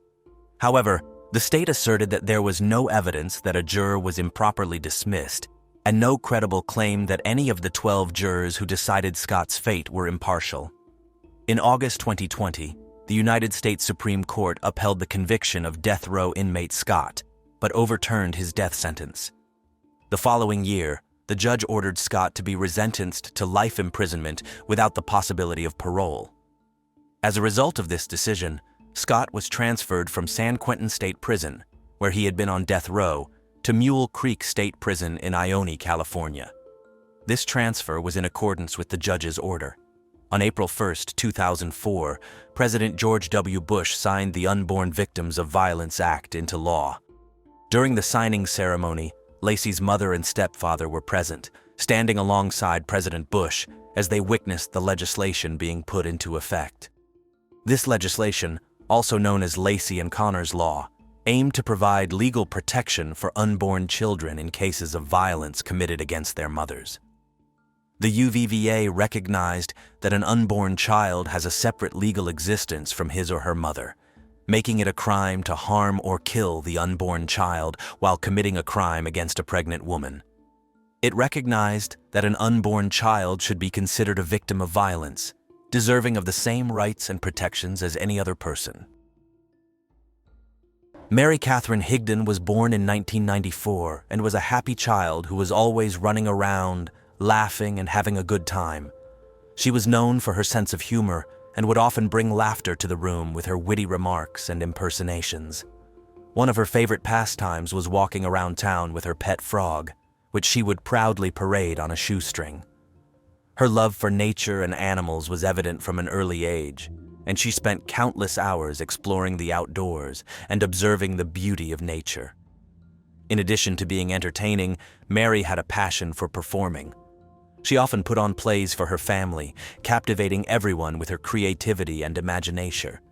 Her family thought Mary was so talented and had a bright future. Growing up, Mary was exposed to guns and became a passionate enthusiast. She learned to respect and handle firearms responsibly, appreciating their power and potential. Mary's love for guns grew as she honed her skills and became a skilled marksman. While in high school, Mary Katherine met the love of her life, Stephen Freeman. Steven was born on January 1st, 1995 in Griffin, Georgia, and was raised alongside his parents and brother. Growing up, Steven was close with his family and described as a happy child with many friends. His friends described Steven as a laid-back and chill guy who was always kind and helpful. They said that he truly loved and cared for everyone around him. One of Steven's favorite things to do was to spend time outdoors in nature. Even though Steven was close with his parents, he shared an especially strong bond with his mother. When Steven's mother graduated college after returning to school as an adult, he wrote her a heartfelt letter expressing his admiration for her accomplishments. In the letter, Steven wrote how he looked up to her every day and loved her to the moon and back. Steven acknowledged the hard work and determination she had demonstrated during her 2 years working towards her degree. His admiration for his mother was evident in his words, and he expressed his gratitude for the role she played in his life. After meeting in high school, Mary Katherine and Steven quickly formed a deep connection and were inseparable. What brought them together was their shared love of the outdoors. Whether hiking, camping, fishing, or hunting, the two of them thoroughly enjoyed spending time in nature. Mary Katherine and Steven's love for the outdoors served as the foundation of their strong relationship. Eventually, Mary Katherine and Steven graduated from high school, marking the beginning of a new chapter in their lives. As high school sweethearts, they decided to embark on the next phase of their relationship by moving together in a house in Griffin, Georgia. Mary Katherine and Steven were thrilled about living in their own space. Steven's mother looked at Mary Katherine as more than just her son's girlfriend. She genuinely regarded her as a daughter and embraced her into their family with open arms. Mary Katherine and Steven visited Steven's parents' house every Sunday to have a big family dinner. This tradition brought everyone closer and solidified Mary Katherine's place within the family. Furthermore, Steven's friends also began to warm up to Mary Katherine. Initially, they were hesitant about the couple's relationship, but as they spent more time together, they couldn't help but notice how well-suited they were. They appreciated how Mary Katherine brought happiness and joy into Steven's life and admired her love for the outdoors. Steven worked as a metal worker and repaired roofs, while Mary Katherine was a part-time teacher's assistant at a preschool, St. George's Episcopal School, in Milner, Georgia. In addition to working at the school, Mary Katherine was employed at a sporting goods store where she sold guns. One of Steven's best friends, Thomas Skinner, worked with Mary Katherine at the sporting goods shop. While working at the sporting goods store, Mary Katherine had the opportunity to learn about basic gun safety. This information included learning to hold, load, and shoot a gun. Like Mary Katherine, Steven loved firearms. Steven owned several shotguns and rifles, which he enjoyed using for hunting and target practice. He also kept a Glock 42 in the home for protection. By the summer of 2018, Mary Katherine and Steven had been together for 7 years and were still living in their apartment in Griffin, Georgia. However, their high school sweethearts' happily ever after came to an end on the night of August 1st, when Mary Katherine made a harrowing phone call to 911. When the dispatcher answered, Mary Katherine screamed, "I accidentally just shot my boyfriend." Within minutes, the police arrived at Mary Katherine and Steven's apartment and found Mary Katherine a wreck. Mary Katherine, in a state of hysteria, was crying and hyperventilating as she knelt over Steven's lifeless body. She screamed, "I cannot lose him! I cannot lose him!" over and over again, her voice filled with anguish and despair. As the police gently guided Mary Katherine away from Steven's body, they were able to get a better look at his condition. They discovered that he had been shot in the chest, but thankfully, he was still alive. In a desperate effort to save his life, an ambulance was called to transport Steven to the nearest hospital. Upon arrival at the emergency room, skilled doctors began administering life-saving measures. However, despite the best efforts of the medical staff, Steven's condition continued to deteriorate. The severity of his injury proved impossible, and he ultimately passed away due to the injuries sustained. Mary Katherine went with the police to the police department for a formal interview after Steven was transported to the hospital. She started by explaining the events of the night that ended in her shooting Steven accidentally. According to Mary Katherine, She was handing Steven the gun because he usually put it on the side of his bed at night for safety. However, Mary Katherine stated that they never kept a bullet in the chamber of the guns in the house. During Mary Katherine's interview, the police were sure they smelt alcohol on her breath. As the police continued to question Mary Katherine, her story about her shooting Steven changed. Instead of handing the gun to Steven, she now said that she tossed the firearm to him. The police officers interviewing Mary Katherine were suspicious of her story. They knew that a gun would not randomly go off by being tossed, and someone needed to pull the trigger. Additionally, the sight of Steven's gunshot wound led them to believe that Mary Katherine must have been directly pointing the gun at him for the bullet to strike where it did. Eventually, during her interview, Mary Katherine said, "I did it out of anger." However, even though the police were recording the interview with Mary Katherine, there was nothing but feedback during the part when she said she shot Steven out of anger. Still, even without that key piece of the recording, the police felt they had found enough forensic evidence to convince them Mary Katherine intentionally shot her boyfriend, Steven. At Mary Katherine and Steven's apartment, the police found evidence that indicated there had been a heated argument between the couple before Steven was shot.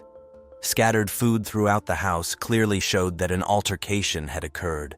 Additionally, it was discovered that officers had been called to Mary Katherine and Steven's house 5 times within the last year due to domestic disputes. Furthermore, the police found evidence proving that the gun used to shoot Steven was loaded on the night of the incident. Despite Mary Katherine's claims to the contrary, the police discovered traces of cooking grease on both the gun and the magazine. This discovery led the police to the conclusion that Mary Katherine, who was preparing dinner at the time, had loaded the weapon. After Mary Katherine shot Steven, the police conducted interviews with his friends to gather information about their relationship. Steven's friends stated that the relationship between Mary Katherine and him was characterized by toxicity and constant arguing. They revealed that the couple often engaged in heated confrontations. Steven's friends described Mary Katherine as possessive and verbally abusive towards him. They said that she exhibited signs of mental instability, which amplified the tension in their relationship.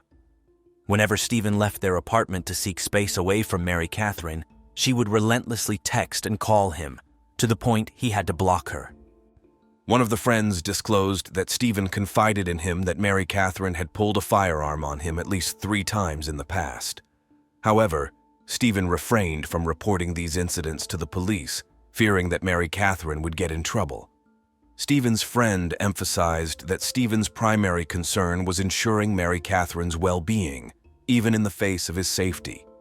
When Steven's friends heard that Mary Katherine accidentally shot Steven, they found that hard to believe because they knew she had extensive knowledge on how to handle a firearm.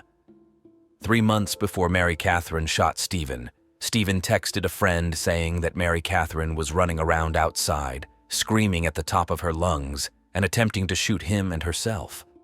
The following month, Steven informed another friend that although Mary Katherine had pointed a gun at him in the past, the most recent time, she had a look in her eyes that made him fear that she would actually go through with it.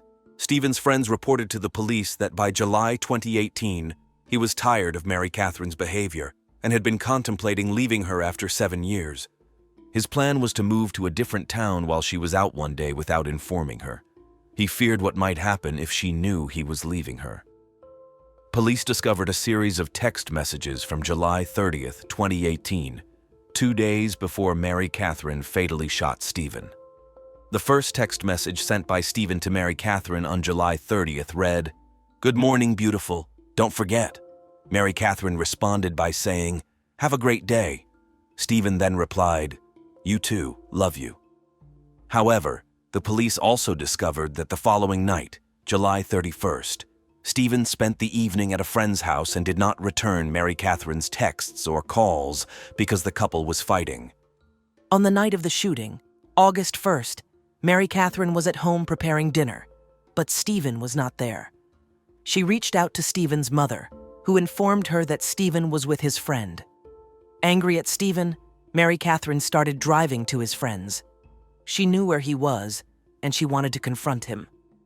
As she drove, she spotted Steven sitting in the passenger seat of his friend's truck. Mary Katherine pulled alongside Steven's friend and started to yell at Steven. Steven tried calming Mary Katherine down, assuring her he was on his way home. Even though Steven's friends said Mary Katherine had pointed a gun at him on several occasions, Mary Katherine adamantly denied these allegations. She insisted that she never pulled a gun on Steven. However, Mary Katherine did admit to having threatened to take her own life a few times with a gun. Steven's mother later shared her thoughts in an interview, explaining that she believes one of the main reasons why Steven stayed with Mary Katherine for so long was because she was constantly threatening to take her life. He was terrified that she might follow through on these threats if he left Mary Katherine.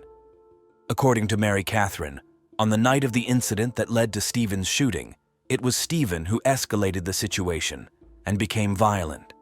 She claimed that he threw the dinner she had prepared with so much effort in her face. Mary Katherine stated that she only picked up the gun as a means of self-defense and scared Steven away as she wanted him to leave the apartment. However, she claimed that Steven lunged at her, which frightened her. And as she backed away, the next thing she knew, Steven was bleeding from the chest. At the time of Steven's shooting, Mary Katherine claimed she did not disclose this version of events to the police because she was embarrassed to admit that Steven had a history of violence toward her. Mary Katherine claimed Steven had hit her in the past and was controlling. She said he once kicked her out of bed with such force she struck her head on the doorframe. However, Steven's friends had a different opinion on Mary Katherine and Steven's relationship. They claimed they witnessed Mary Katherine hitting Steven, saying she slapped him hard in the face. On the other hand, Mary Katherine's sister had a different opinion on their relationship. She said she saw bruises on Mary Katherine's arm 2 weeks before Steven was shot. According to Mary Katherine's sister, she pulled Mary Katherine aside and asked her what happened, and Mary Katherine said that Steven had grabbed her. After the police concluded Steven's death was a murder, they charged Mary Katherine with murder, aggravated assault, and possession of a firearm during the commission of a felony. The state offered Mary Katherine a plea deal, stating that if she pleaded guilty, she would receive a life prison sentence with the possibility of parole. However, despite the appeal of this deal, Mary Katherine ultimately turned down the offer and decided to go to trial, where she would plead her innocence. She pleaded not guilty to the charges against her, arguing that she shot Steven in self-defense. On June 17, 2019, almost 1 year after Steven's death, Mary Katherine went on trial for shooting him. The trial brought attention to a tumultuous relationship between Mary Katherine and Steven. Mary Katherine's attorneys argued that she acted in self-defense, claiming that she was genuinely afraid of Steven due to his history of violence and abuse. To strengthen their case, they presented evidence to the jury that highlighted Steven's controlling, manipulative, and dangerous behavior. During the trial, Mary Katherine took the witness stand in her own defense.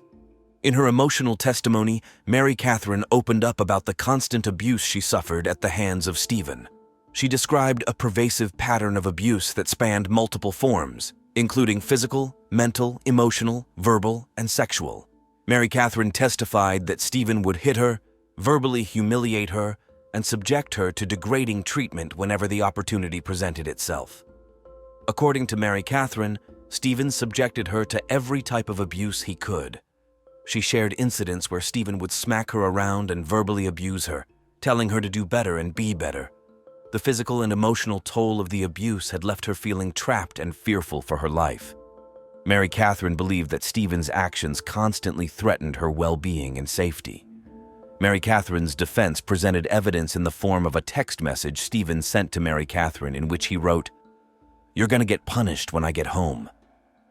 When her attorneys asked what Steven meant by punishing Mary, Katherine said Steven would smack her around and tell her to do better and be a better girlfriend to him. Breaking down in tears on the witness stand, Mary Katherine said if she tried to defend her, Steven would hit her harder. Her defense showed another text to the court in which Steven told Mary Katherine, "Don't hit me because if you hit me, then I'm just going to hit you back 2 times harder." During her testimony, Mary Katherine claimed that Steven had a red room, which she described as similar to the room depicted in the popular book series, 50 Shades of Grey. In the red room, she alleges that the two engaged in aggressive and sometimes violent intercourse. To support her claim, her defense attorneys presented the court with a text message from Steven to Mary Katherine, in which he wrote, "I miss you too much. I'm coming home and you're about to get it bad. You're going to the Red Room." Mary Katherine also testified that Steven sexually assaulted her on 2 occasions. One of these incidents occurred after they returned from a vacation to Walt Disney World. According to Mary Katherine, their intercourse was becoming more aggressive, and she expressed her discomfort to Steven, asking him to stop. However, Steven allegedly intensified his efforts instead of heeding her pleas, stating that she had received various gifts at Disney World and now owed him what was rightfully his. He reportedly told her that she was going to give him what he wanted and what he deserved. The defense presented additional evidence in the form of text messages from Steven to support Mary Katherine's claims of abuse. These messages were not only vulgar and threatening, but also demonstrated a pattern of verbal assaults directed towards Mary Katherine. They had over 60 pages of text messages from Steven that showcased his abusive behavior. One particular message sent while Steven was out with a group of friends was particularly disturbing. In the image, Steven was seen holding a large dead fish aloft, accompanied by a caption that read, "This is you, bitch." Another message presented to the court was one from Steven after Mary Katherine cheated on him. Steven wrote he was going to wreck her for wrecking him. Furthermore, the defense alleged that Steven had a drug and alcohol addiction, which contributed to his violent outbursts. During the conversation regarding the night she shot Mary Katherine, she insisted that she was the one who ended her relationship with Steven, rather than the other way around. Mary Katherine claimed that Steven did not take the news well and behaved as if he intended to attack her. Terrified, she said that she resorted to grabbing the gun in self-defense. According to Mary Katherine, the final words she exchanged with Steven before she fired the weapon were, "Get out of my house." Steven's friends and family did not believe Mary Katherine's allegations that he was a violent, dangerous, abusive man. They knew Steven as a laid-back, friendly, caring person. His mother said she had no idea Steven was sending Mary Katherine disturbing text messages or threatening her violence, and did not condone it. However, Steven's mother claimed she thought Steven only said all of the things he did out of anger. However, during cross-examination, the state confronted Mary Katherine with the fact that she had never reported the alleged abuse Steven had subjected her to. The state also argued that hours before Steven was shot, Mary Katherine was searching violent, sexually explicit images on the internet while she was babysitting. Mary Katherine claimed she was only looking at those sites to get ideas to make Steven happy, hoping it would convince him to stay with her. Additionally, the state told the court that Mary Katherine had altered her story about the night he shot Steven at least 10 times since her initial interview a year before trial. One of the key pieces of evidence presented in court to support the state's theory that Mary Katherine intentionally shot Steven was a text Steven sent her that read, "I know you've pointed a gun at me multiple times already, but last time scared the shit out of me." Furthermore, Steven's friends also took the witness stand to testify about witnessing the abuse Mary Katherine inflicted on him. Their accounts corroborated the state's argument that Mary Katherine had a history of violence towards Steven, not the other way around. After the jury deliberated for 4 hours, they returned with a verdict of not guilty of malice murder, felony murder, as well as the lesser charges of assault and possession of a firearm in the commission of a felony. Mary Katherine was then released from prison. The verdict surprised everyone who knew and loved Steven, as they were shocked by the decision. Members of the jury later admitted that they all actually believed that Mary Katherine purposely shot and killed Steven. However, they recognized that there was not enough evidence to prove beyond a reasonable doubt why she shot Steven. This lack of evidence made it difficult to establish whether it was indeed murder or if it was justified as self-defense. Moreover, the jury was unable to reach a consensus on the validity of all the accusations against either Steven or Mary Katherine.